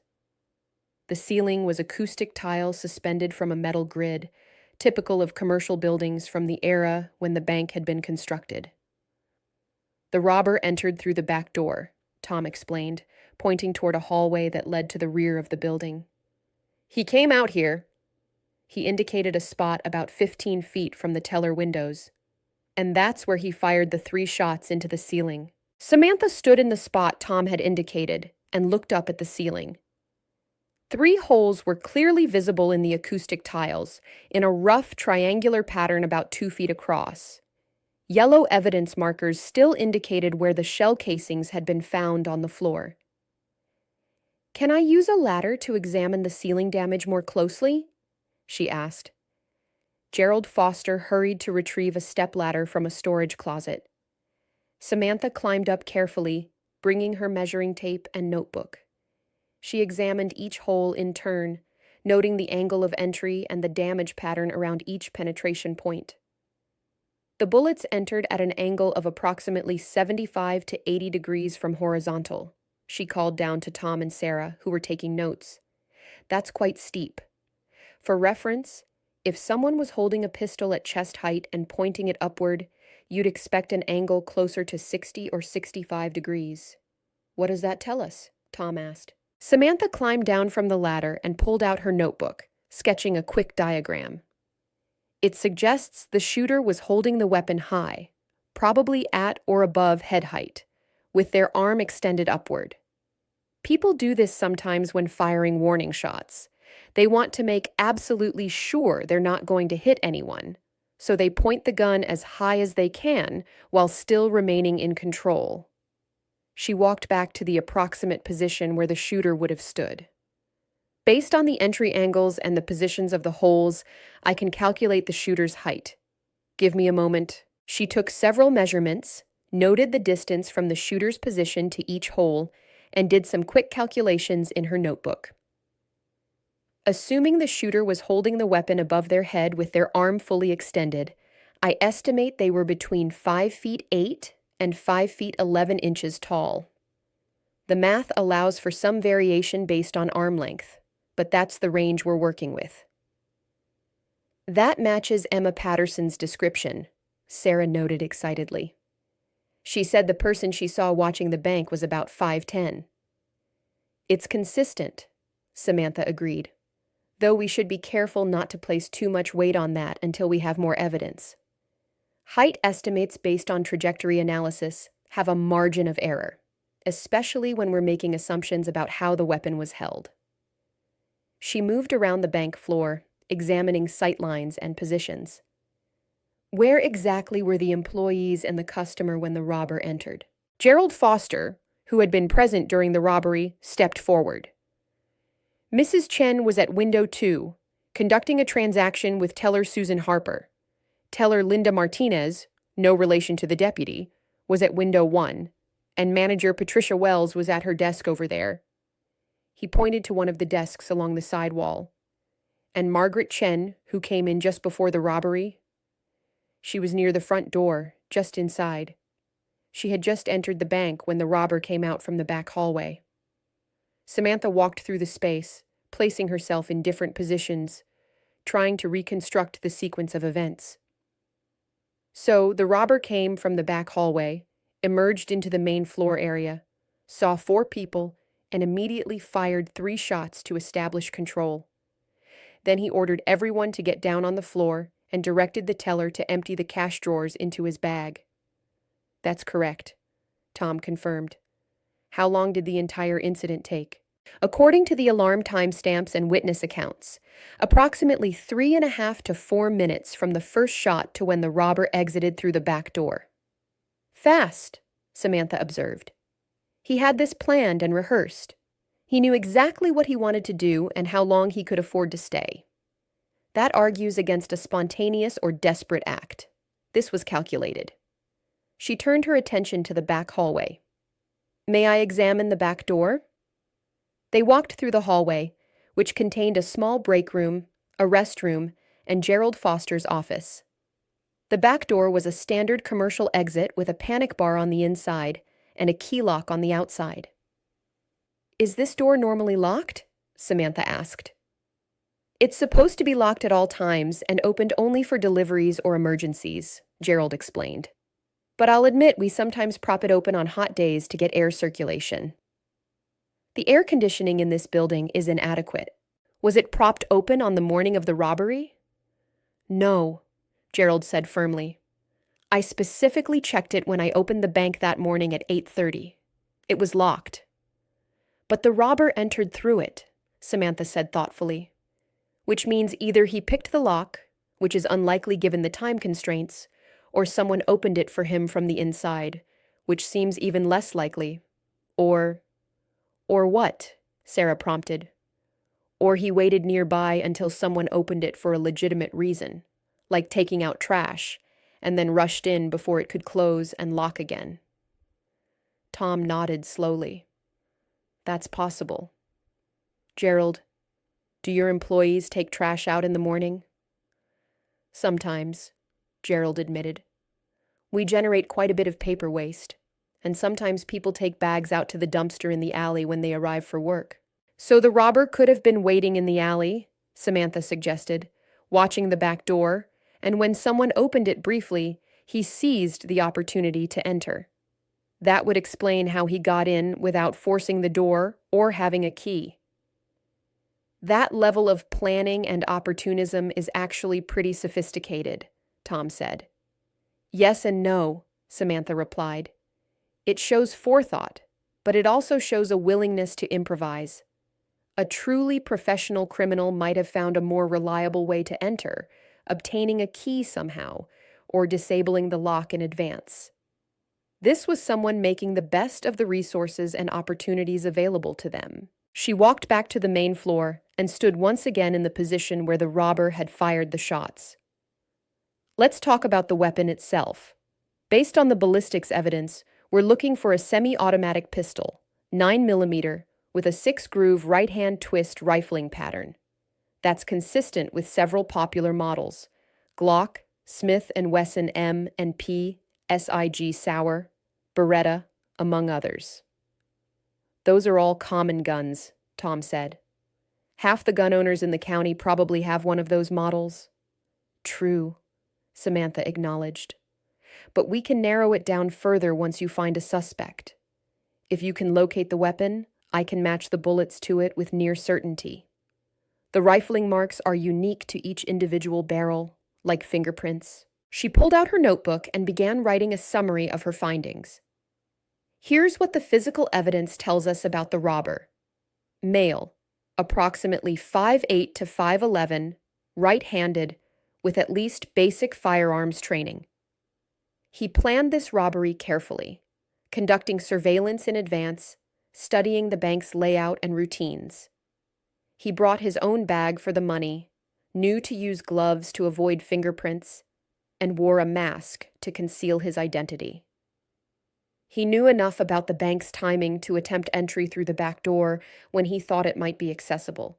But, she continued, he also made mistakes. Firing the weapon was unnecessary and risky. An experienced criminal would have known that the sound would immediately alert everyone in the area and bring law enforcement quickly. The amount of money stolen, $12,000, suggests he either didn't know or didn't care that a small local bank wouldn't have huge cash reserves, and his escape plan, while functional, wasn't particularly sophisticated. So we're looking for someone with more planning ability than experience, Sarah summarized. Exactly, Samantha confirmed. Someone desperate enough to commit armed robbery, but not hardened or experienced enough to do it efficiently. That should help you narrow your suspect pool. They spent another hour at the bank, with Samantha examining various details and Tom and Sarah asking questions. By the time they finished, Samantha had filled several pages in her notebook with observations, calculations, and sketches. As they were preparing to leave, Gerald Foster approached Samantha hesitantly. Ms. Quinn, I just want to say thank you. When Sheriff Bradshaw said you were helping with the investigation, I wasn't sure what to expect. But watching you work, you clearly know what you're doing. It gives me hope that we'll catch this person. I hope so too, Samantha said sincerely. And please, call me Samantha. Outside the bank, Tom pulled Samantha aside. That was impressive. You saw things and made connections that I never would have thought of. I'm not too proud to admit that we're out of our depth here, and having your expertise is invaluable. I'm happy to help, Samantha said. But I want to be clear about something. I can analyze the physical evidence and provide interpretations, but I'm not an investigator anymore. The actual work of identifying and apprehending the suspect, that's your job. I'm just giving you tools to work with. Understood, Tom said. And just so you know, I'm going to have to report to the county sheriff that we're getting technical assistance from a consultant. I'll keep your name out of official reports as much as possible, but people are going to start asking questions about where we're getting our information. I understand, Samantha said. I knew that would happen when I decided to help. I'm trying to make peace with it. As she walked back to the crafty corner, Samantha realized that her hands were shaking slightly, not from fear, but from adrenaline and the thrill of applying her expertise again. She had forgotten how much she enjoyed this work, the puzzle-solving aspect of it, the satisfaction of taking seemingly disconnected pieces of evidence and weaving them into a coherent narrative. But she also felt the weight of responsibility. What if her analysis was wrong? What if she led the investigation in the wrong direction? The memory of David Chen, the innocent man who had spent 3 years in prison because of evidence she had analyzed, was never far from her thoughts. When she arrived at the crafty corner, Margaret took one look at her and put a hand on her arm. Sit down. You look like you need some tea and a moment to decompress. Samantha gratefully accepted both. As she sat in the back room, warming her hands on the mug of tea Margaret had prepared, she found herself thinking about the path that had led her to this moment. 15 years of hiding, of keeping her skills and knowledge buried, of pretending to be someone simpler and less capable than she actually was. Maybe it was time to stop hiding. Maybe it was time to trust herself again, to believe that she could use her expertise to help rather than harm. The mistake she had made with David Chen would always be part of her history, but it didn't have to define her entire future. You're thinking too hard, Margaret observed gently. I can practically see the gears turning in your head.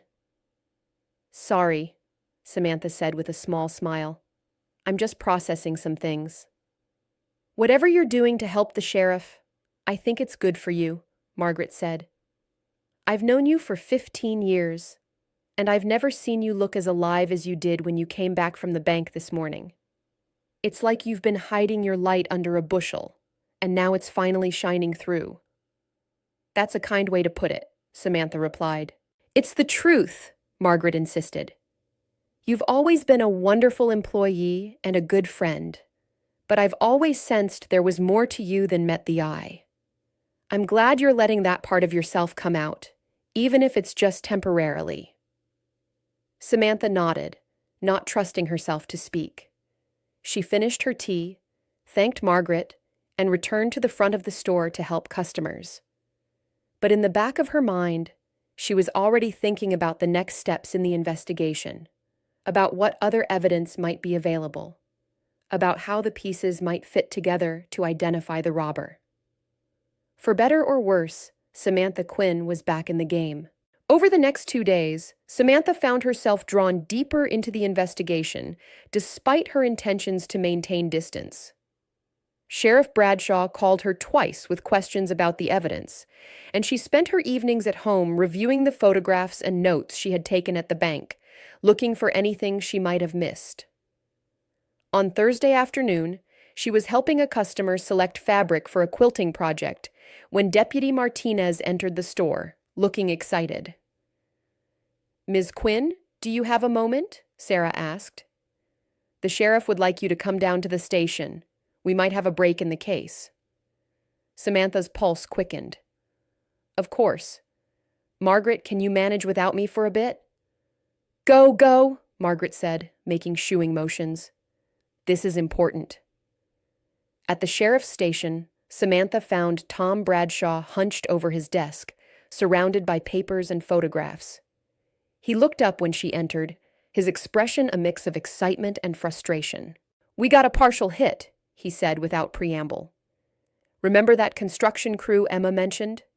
The ones working on the new development?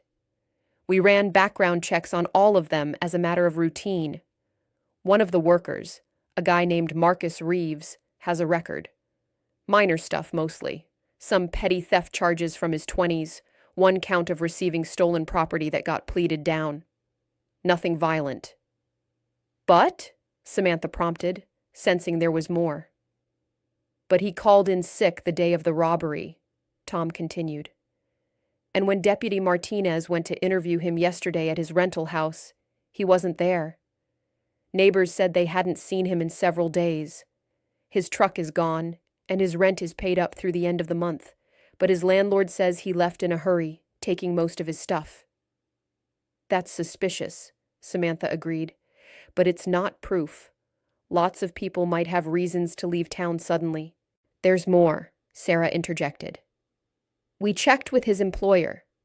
Marcus Reeves is, or was, 5 feet 9 inches tall, approximately 160 pounds, lean build. That matches both Emma's description of the person watching the bank and your height calculations from the trajectory analysis. And, Tom added, opening a folder on his desk, his employment application listed previous job experience, including 3 years in the Army, with infantry training. That means firearms familiarity. Samantha felt her analytical mind clicking into gear. So you have a suspect who matches the physical profile, has firearms training, has a minor criminal history, called in sick the day of the robbery, and left town suddenly afterward. That's compelling circumstantial evidence. But do you have anything that directly connects him to the crime? Not yet, Tom admitted. We don't know if he owns a 9mm pistol. He doesn't have any registered firearms in Colorado, but that doesn't mean he couldn't have acquired one illegally or brought it from another state. We have no witnesses who can place him at the bank on the morning of the robbery. All we have are these circumstantial connections. What about security footage from other businesses? Samantha asked. If he was watching the bank a week before the robbery, maybe other cameras caught him. We're going through footage now, Sarah said. But Harper Glen doesn't have a lot of cameras. Murphy's Hardware has one that covers their parking lot, and the post office has one near their entrance. We're checking those, but it's a lot of footage to review. Samantha thought for a moment. If Marcus Reeves is your suspect and he's fled the area, you need to find him quickly before the trail gets any colder. Have you issued a warrant? Working on it, Tom said. The district attorney says we need more before he'll approve an arrest warrant. Right now, we have enough for a material witness warrant, basically asking him to come back to answer questions, but not enough to charge him with the robbery itself. Then we need more evidence, Samantha said. Tell me about his living situation. Where was he renting? A small house on Willow Street, on the east side of town, Sarah replied. We went there with his landlord's permission. The place is mostly cleared out, but he left some furniture and a few items behind. We documented everything, but there was nothing obviously incriminating. Did you check for firearms residue? Samantha asked. Tom and Sarah exchanged glances. We don't have the equipment or training for gunshot residue analysis, Tom admitted. That's something the state crime lab would normally handle, but we'd need a specific warrant and probable cause to test items from his residence. Samantha felt a familiar frustration. The limitations of a small-town law enforcement agency were bumping up against the technical requirements of a serious criminal investigation. In her FBI days, she would have had access to fully equipped labs, teams of specialists, and the legal authority to conduct comprehensive forensic examinations. Here in Harper Glen, they were working with minimal resources and having to send everything out to overworked state facilities. Do you still have the shell casings from the crime scene? She asked. Yes, they're here, Tom confirmed. And you photographed the items left at Reeves's rental house? Every item from multiple angles, Sarah said. Standard crime scene documentation. Samantha made a decision. I need to see those photographs, and I need to know exactly what items were left behind. There might be something that can help us establish a connection, even without the ability to do laboratory analysis. Tom pulled out another file and spread photographs across his desk. They showed a sparsely furnished living room, a bedroom with just a mattress on the floor, a kitchen with basic dishes and utensils, and a bathroom with toiletries. The landlord said Reeves lived pretty minimally, Sarah explained. He worked long hours on the construction crew and mostly kept to himself. Paid his rent on time, never caused problems, seemed like a decent enough guy. Samantha studied each photograph carefully, her trained eye looking for details that might be significant. In the bedroom photo, she noticed something on the nightstand. Can you zoom in on this area? She asked, pointing to the nightstand. Sarah pulled out her phone and brought up the digital versions of the photos. She zoomed in on the image. There, Samantha said. On the nightstand. That's a gun cleaning kit. Tom and Sarah leaned in to look. Sure enough, a small black case was visible on the nightstand, and when Sarah zoomed in further, they could see that the case was open, revealing brushes, oil, and cleaning patches characteristic of a firearms maintenance kit. He had a gun, Tom said. Or at least he was maintaining one. Right, Samantha agreed. And look at the cleaning patches in the kit. They appear to have been used relatively recently. You can see discoloration from gun oil and possibly residue.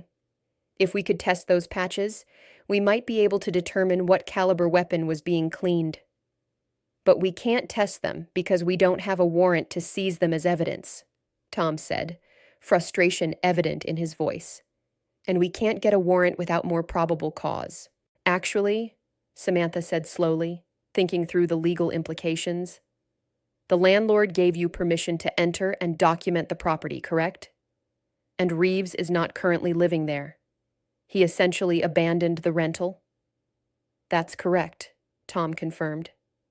Then the items he left behind could be considered abandoned property, and the landlord might have the legal right to turn them over to law enforcement. I'm not a lawyer, but it's worth checking with your district attorney. Tom's expression brightened. That's a good angle. Let me make a call. While Tom spoke with the district attorney, Samantha continued examining the photographs. She noticed something else in the living room photo. A gym bag, dark-colored, partially visible under a chair. Sarah, look at this, she said, pointing to the bag. Is this the same type of bag witnesses described the robber carrying? Sarah compared the photo to the witness descriptions in her notes. Dark gym bag, medium size, yes, it could be the same. But a lot of people have gym bags. True, Samantha acknowledged. But combined with everything else, the gun cleaning kit, the physical match to our profile, the suspicious departure, it's another piece that fits the pattern. Tom ended his call looking pleased. The DA says if the landlord is willing to voluntarily turn over the abandoned items to us as part of cleaning out the rental, we can accept them and process them as evidence. He's going to contact the landlord now. Excellent, Samantha said. If we can get those cleaning patches and have them tested, we might be able to confirm that a 9mm weapon was being maintained there recently. It's not definitive proof that Reeves committed the robbery, but it's another piece of the puzzle. What else should we be looking for? Tom asked, clearly valuing Samantha's expertise. Financial records, Samantha replied immediately. If Reeves suddenly came into $12,000 in cash, he might have made purchases or deposits that could be tracked. Talk to his employer about his recent behavior. Was he stressed, nervous, talking about needing money? Interview his co-workers. Did anyone see him with a large amount of cash recently? Check pawn shops and gun stores in the area to see if anyone matching his description bought or sold a 9mm pistol in the past few months. Sarah was taking rapid notes. This is all really helpful. It gives us concrete investigative steps to follow. And, Samantha added, you should check with other law enforcement agencies in surrounding areas. If Reeves is on the run, he might surface somewhere. He's going to need to work, to find a place to stay, to exist in some capacity. Put out a material witness bulletin with his photograph and physical description. Already in process, Tom said. We sent his information to the state police and surrounding counties yesterday. Samantha felt the familiar rhythm of investigation, the way different threads of evidence began to weave together into a coherent picture. But she also felt the weight of responsibility. They were building a case against Marcus Reeves based on circumstantial evidence and behavioral indicators. What if they were wrong? What if there was another explanation for his disappearance? Another reason for the gun cleaning kit? Another person who fit the profile? I want to be clear about something, she said carefully. Everything I'm telling you is based on probability and pattern recognition. This evidence suggests Marcus Reeves is a strong suspect, but it doesn't prove he committed the robbery. You need to continue investigating all possibilities and not focus exclusively on him just because he seems to fit. I understand, Tom said. We're not putting all our eggs in one basket, but right now, he's our best lead, and we need to follow it. Over the next few hours, the investigation intensified. The landlord agreed to turn over the items from Reeves's rental, including the gun cleaning kit. Sarah carefully packaged them as evidence, following the procedures Samantha outlined to ensure chain of custody would hold up in court if charges were eventually filed. Meanwhile, Tom coordinated with the state police to expedite analysis of the cleaning patches. He called in favors, emphasized the urgency of the case, and managed to get agreement that the lab would prioritize testing the patches for gunshot residue and caliber identification. Samantha returned to the crafty corner late that afternoon, mentally exhausted, but feeling more purposeful than she had in years. Margaret greeted her with concern. You look wrung out, Margaret said. Go home early. I can handle the last hour before closing. Thank you, Samantha said gratefully. It's been quite a day. At home, she made herself dinner, but barely tasted it.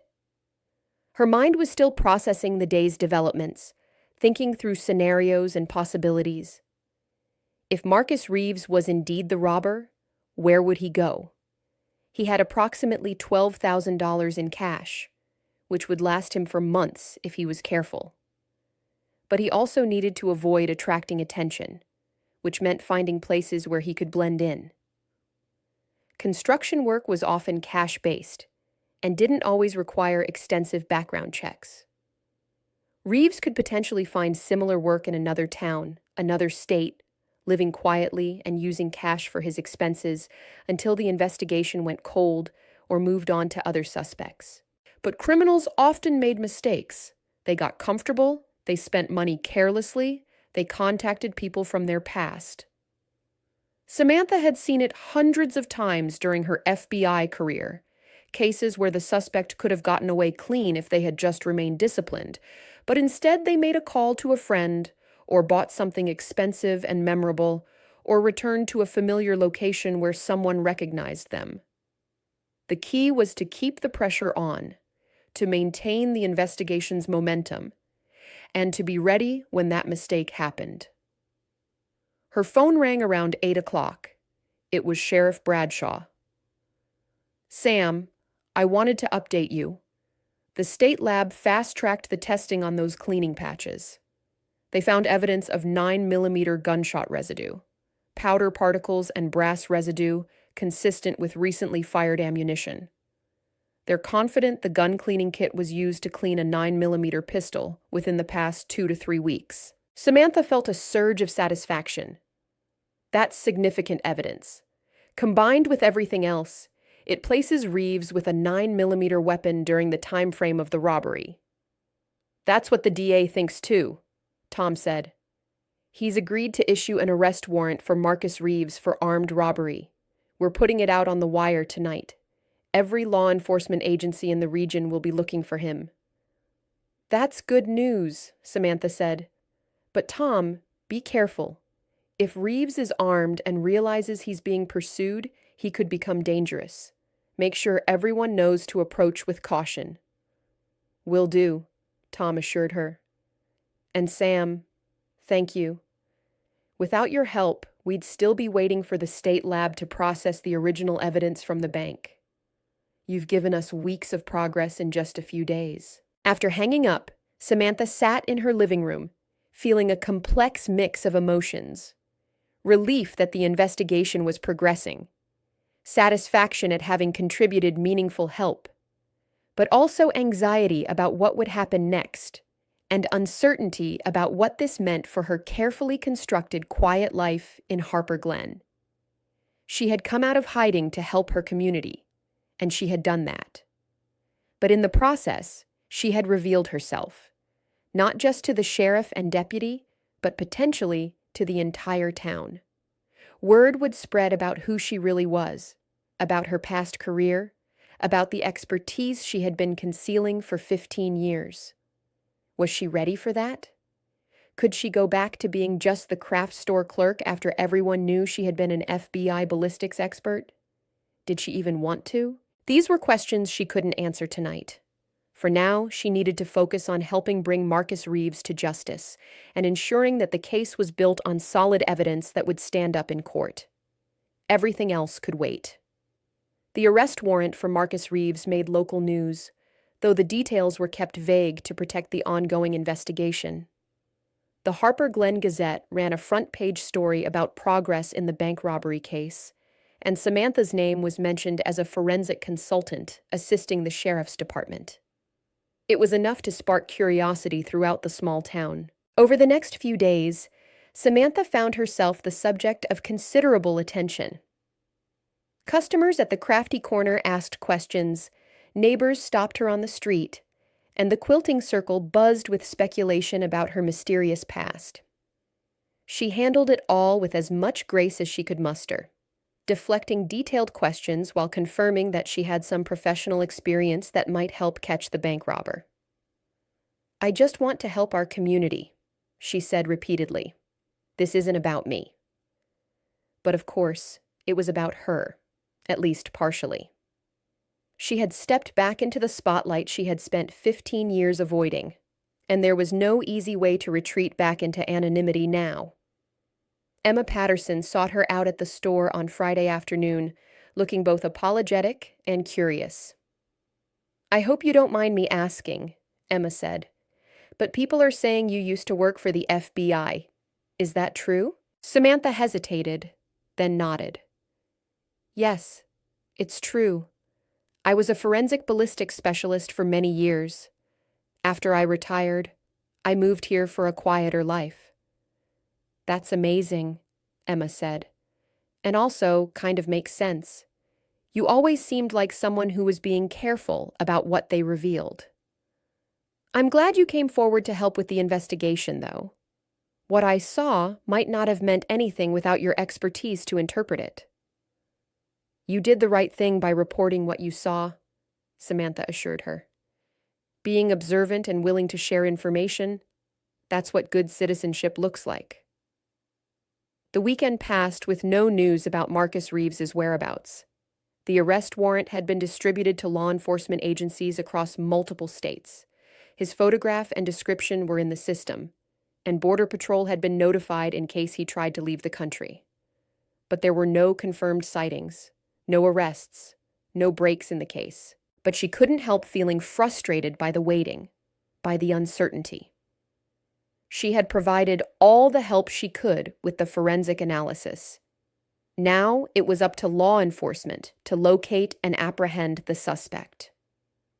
On Monday morning, Sheriff Bradshaw called with an update that wasn't really an update. "Nothing yet," he reported. "Reeves hasn't used any credit cards, hasn't been spotted by any of the agencies looking for him, hasn't contacted anyone we're aware of. He's gone to ground somewhere.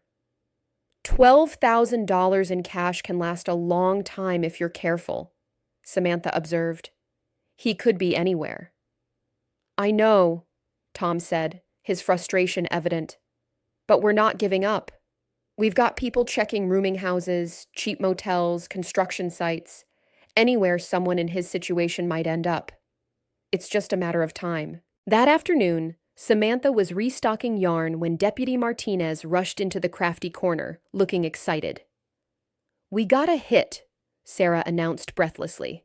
"A state trooper in New Mexico spotted someone matching Reeves's description at a gas station near the Arizona border. By the time backup arrived, the guy was gone, but the trooper got a partial license plate. We're tracking it down now." "That's promising," Samantha said.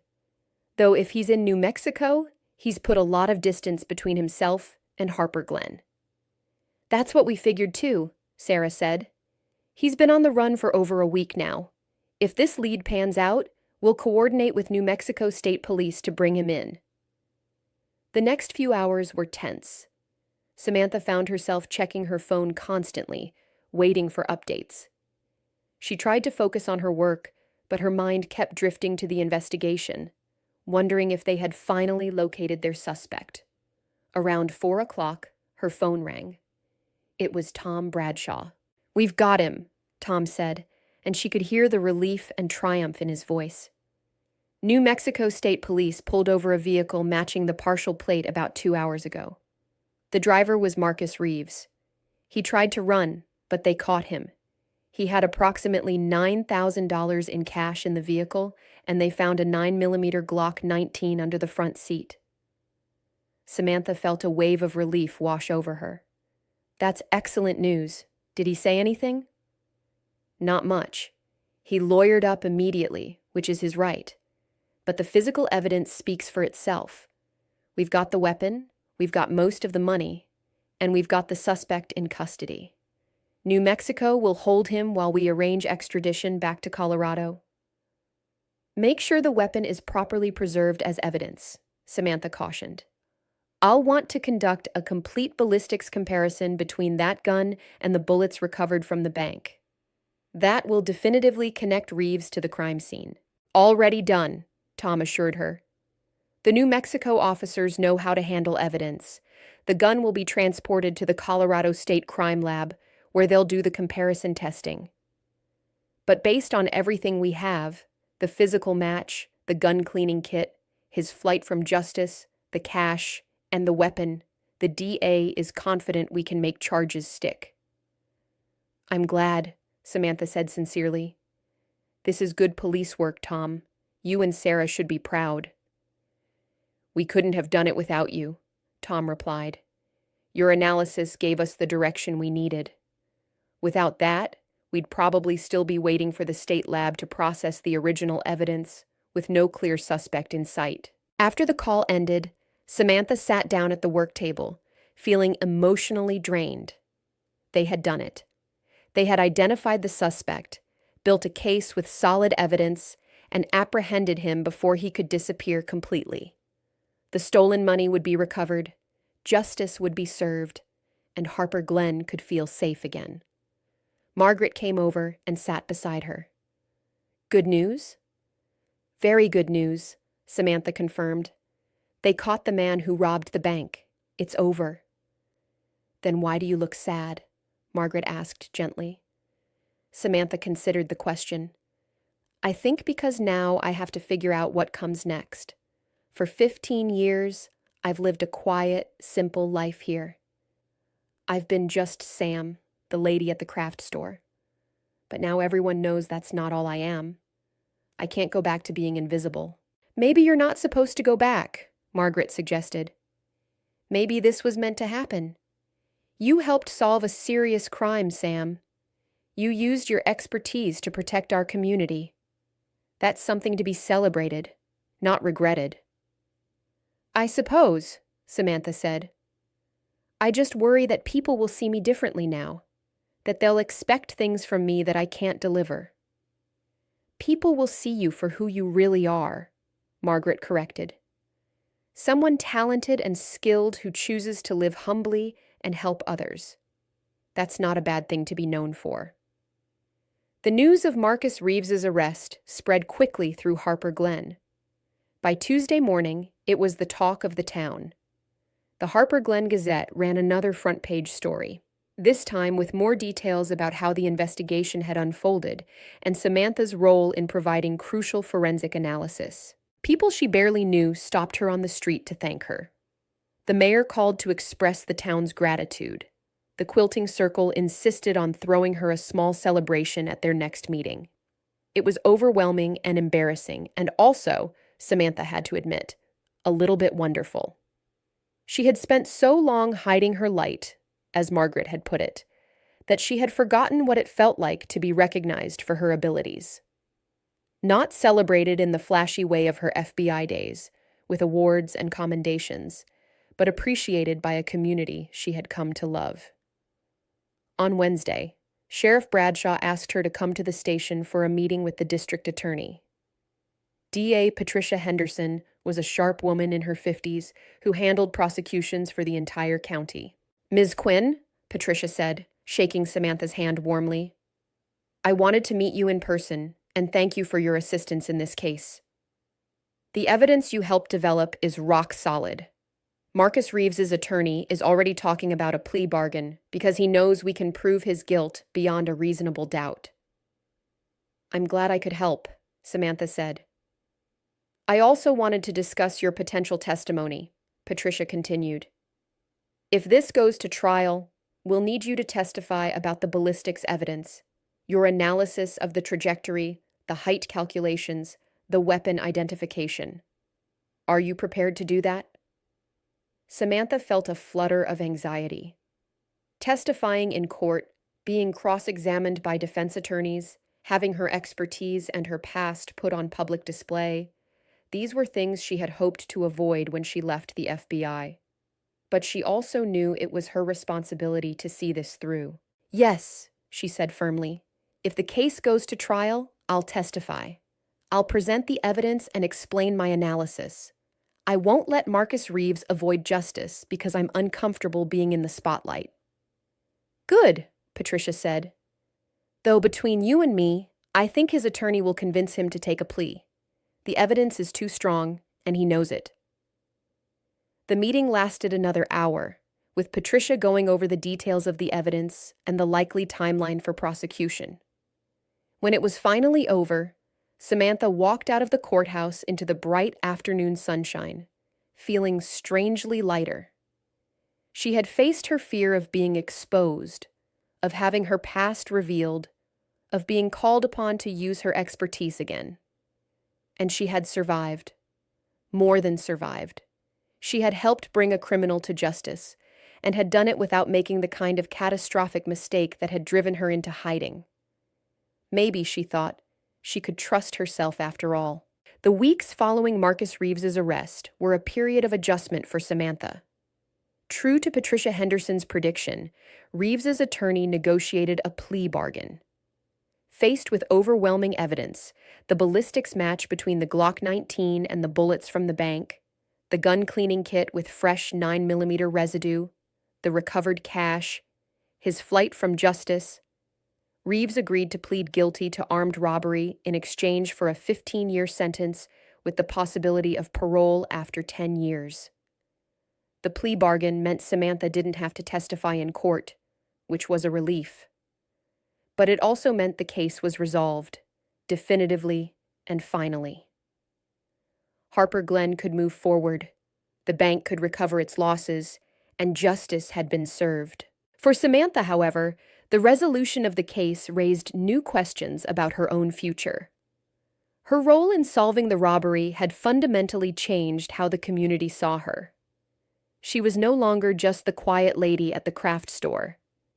She was the former FBI agent who had helped catch the bank robber, and that identity came with expectations and attention she hadn't anticipated. The mayor's office called to ask if she would be interested in serving as a consultant to the sheriff's department on a permanent basis. The Harper Glen Gazette wanted to do a feature story about her career and her decision to retire to a small town. Even Margaret approached her about possibly teaching a class at the community college on forensic science basics, thinking it might interest local students. All of these offers were flattering, but they also felt like they were pulling her away from the simple life she had built. She needed time to think, to process, to figure out what she really wanted. On a cold Saturday morning in early November, Samantha went for a long walk by herself, following a trail that led up into the hills above Harper Glen.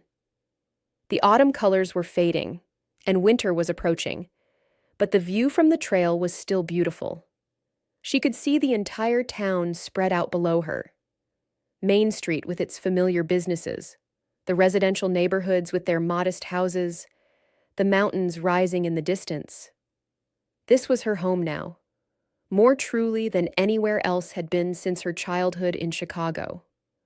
She loved this community, these people, this place. But who was she within this community? That was the question she needed to answer. She thought about her career with the FBI, those 30 years of dedication and achievement. She had been good at her work, genuinely talented at reading the stories told by bullets and weapons. But she had also made a devastating mistake, one that had cost an innocent man years of his life. That mistake had driven her to walk away from everything she had built, from the recognition and respect she had earned. Had that been the right choice? Looking back with 15 years of distance, she wasn't sure anymore. Yes, she had made a serious error. Yes, an innocent person had suffered because of it. But she had also solved hundreds of cases correctly, had helped bring countless criminals to justice, had trained dozens of young agents to do the same work. Shouldn't that count for something too? The work she had done on the Harper Glen bank robbery investigation had been solid, careful, and correct. She had provided crucial expertise at a time when it was desperately needed. She had helped her community and had done it without making mistakes or rushing to conclusions. Maybe, she thought, she could trust herself again. Maybe she had learned enough from her past error to use her skills responsibly. She sat down on a large rock overlooking the valley, letting the cold air clear her mind. The question wasn't really whether she could trust herself. She had already proven she could in the way she had handled the Reeves investigation. The real question was what she wanted her life to look like going forward. Did she want to go back to being just the craft store clerk, pretending she had no special skills or knowledge? That felt impossible now, like trying to put toothpaste back in the tube. But did she want to become the town's go-to forensics expert, constantly being pulled into investigations and analyses?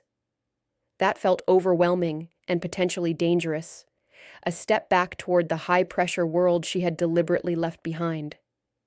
Maybe there was a middle ground. Maybe she could continue working at the crafty corner, living her quiet life, but also be willing to help when her expertise was truly needed. Not as a career, not as an identity, but as a form of community service, like volunteering at the library or helping organize the annual town festival. That thought felt right. She could be Sam Quinn, craft store employee and Harper Glen resident, who happened to have specialized knowledge that she was willing to share when circumstances required it. Not hiding her past, but not being defined by it either. She walked back down the trail, feeling more settled in her mind. When she got home, she called Sheriff Bradshaw. "Tom, I've been thinking about your question, about serving as a consultant to the department on a permanent basis. I appreciate the offer, but I don't think I can commit to that kind of ongoing role. However, I am willing to help out on a case-by-case basis when you genuinely need forensic expertise. No official title, no regular hours, just someone you can call when you need specialized help." Tom was quiet for a moment. "I understand. And honestly, that might work better for both of us. Our budget couldn't really support bringing on a consultant full-time anyway, but knowing I can reach out to you when we need help, that's incredibly valuable." "And Tom," Samantha added, "I want to be clear that I'm not looking to take over investigations or make decisions that should be made by sworn law enforcement. I can analyze evidence and provide expert opinions, but the actual investigative work needs to remain your responsibility." "That's fair," Tom agreed. "And that's really all we need. Someone who can help us understand the technical aspects of evidence when we're dealing with cases beyond our normal experience level." After hanging up with Tom, Samantha called the mayor's office and politely declined the more public-facing roles they had suggested. She wanted to help, but on her own terms and in ways that didn't require her to become a public figure. Life in Harper Glen gradually returned to normal, though with subtle changes. People still came to the crafty corner for yarn and fabric and craft supplies, but they also sometimes asked Samantha's opinion about current events or local issues, treating her as someone whose judgment could be trusted.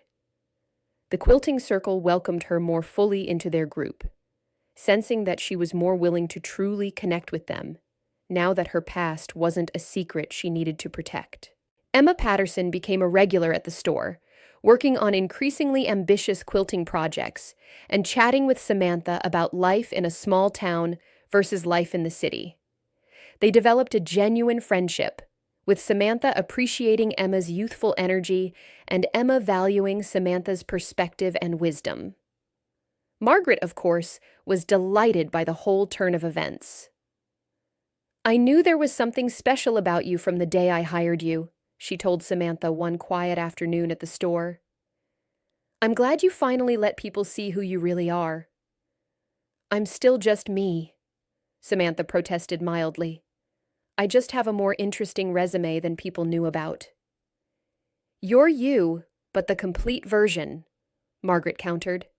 "Not hiding part of yourself anymore. That's healthy, Sam. That's good." Winter came to Harper Glen with the first serious snowfall in mid-November. The town transformed into a picture postcard scene of white-covered roofs and streets lined with Christmas lights. The crafty corner did brisk business in holiday craft supplies, and Samantha found herself helping customers create wreaths, ornaments, and homemade gifts. She decorated her own small house simply but festively, putting up a real Christmas tree for the first time in years and hanging lights along her porch railing. She accepted invitations to holiday parties and gatherings, allowing herself to be more social than she had been in the past. She was still private, still careful about what she shared, but she was no longer hiding. On Christmas Eve, she attended the community carol service at Harper Glen's small Methodist church. The church was packed with townspeople bundled in warm coats, and the air was filled with the scent of pine from the decorated trees flanking the altar. As she sang along with familiar carols, surrounded by her neighbors and friends, Samantha felt a sense of peace she hadn't experienced in a very long time. After the service, Sheriff Bradshaw and his wife approached her. "Merry Christmas, Sam," Tom said warmly. "I wanted to let you know the recovered money from the bank robbery was fully returned to the Harper Glen Savings Bank, minus court costs and restitution fees. The bank has offered a reward that was split between Emma Patterson for providing key information and you for your forensic analysis that broke the case." "I don't need a reward," Samantha said immediately. "I told them you'd say that," Tom chuckled, "but they insisted. The check is waiting for you at the bank. Do with it what you will. Keep it, donate it to charity, use it for something special, but accept it as a thank you from the community." The next morning, Christmas Day, Samantha had breakfast at her own home, a simple meal of scrambled eggs and toast, and then walked over to the community center, where a holiday meal was being served for anyone who didn't have family to celebrate with. She had volunteered to help serve food, and she spent several hours dishing up turkey and stuffing and sweet potatoes to a mix of elderly residents, people who had fallen on hard times, and others who simply enjoyed the communal celebration. It felt good to be useful in this straightforward way, to contribute to her community through simple service rather than specialized expertise. Both types of contribution mattered, she realized. Both were valuable. In the new year, life continued its steady rhythm. Samantha went to work at the crafty corner, helped customers, managed inventory, and enjoyed the daily routine. But she also accepted a few opportunities to share her expertise in small ways. She gave a talk to the high school science club about forensic careers, carefully edited to be appropriate for teenagers, and focused on the positive aspects of using science to solve problems. She wrote a brief article for the Harper Glen Gazette about how ordinary citizens could help law enforcement by being observant and reporting suspicious activity. She remained in touch with Sheriff Bradshaw, and once or twice she looked at evidence for minor cases. A vandalism incident that involved determining the size of a vehicle based on damage patterns, a property dispute where she helped measure angles and distances to settle a disagreement about boundaries. Nothing as dramatic as the bank robbery, but still useful applications of her skills. Most importantly, she made peace with her past. She thought often about David Chen, the man who had been wrongly imprisoned because of evidence she had analyzed. She had contacted him through his attorney several years after his release, offering a formal apology and acknowledgement of the role her work had played in his conviction. He had responded with grace, telling her that he harbored no ill will and understood that mistakes happened in complex cases. His forgiveness hadn't absolved her of responsibility, but it had helped her carry the weight of that mistake with less crushing guilt. She would never forget what had happened, and she would never stop being careful and conscientious in her work. But she was learning that one serious mistake, no matter how consequential, didn't have to define an entire life or cancel out all the good work that came before and after it. 2 years after the bank robbery, on a warm spring morning, Samantha Quinn walked down Main Street on her way to the crafty corner, just as she had done countless times before. But today was different in one significant way. She was carrying 2 canvas bags instead of 1, both filled with supplies for a special project. The Harper Glen Community Center was hosting a new program, a forensic science workshop for teenagers interested in law enforcement or scientific careers. Samantha had been asked to lead a session on evidence collection and analysis, and she had agreed. It was a one-time workshop, not an ongoing commitment, but it was a way to give back and perhaps inspire the next generation of investigators. The workshop went well. 15 teenagers showed up, eager and curious, asking smart questions and engaging enthusiastically with the hands-on demonstrations Samantha had prepared. She taught them about fingerprints, trace evidence, documentation procedures, and the importance of maintaining chain of custody.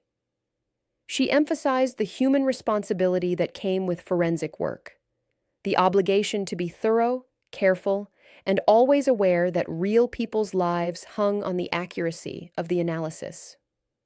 After the workshop, a young woman approached her hesitantly. She was perhaps 17, with dark hair pulled back in a ponytail and an intelligent, serious expression. "Ms. Quinn, can I ask you something?" the girl said. "Of course," Samantha replied. "I want to study forensic science in college, but I'm scared of making mistakes, of getting something wrong that could hurt someone." "How do you deal with that fear?" Samantha looked at this earnest young person and saw her younger self, idealistic, passionate, and unaware of how complex and difficult the work would become.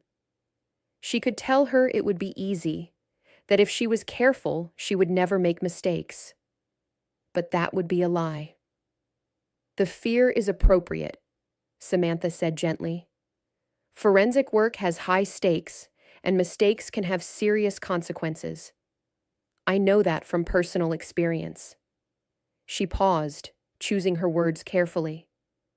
"But the fear should motivate you to be thorough and careful, not paralyze you or prevent you from contributing. Use it as a tool to make you better at your work." "Did you ever make a mistake?" the girl asked. "Yes," Samantha said. "A serious one. It taught me that even experts can be wrong, that confidence needs to be balanced with humility, and that we always need to be questioning our own conclusions. But it also taught me that one mistake doesn't mean you should stop trying to do important work. You learn from it, you make changes to prevent similar errors, and you keep serving justice as best you can."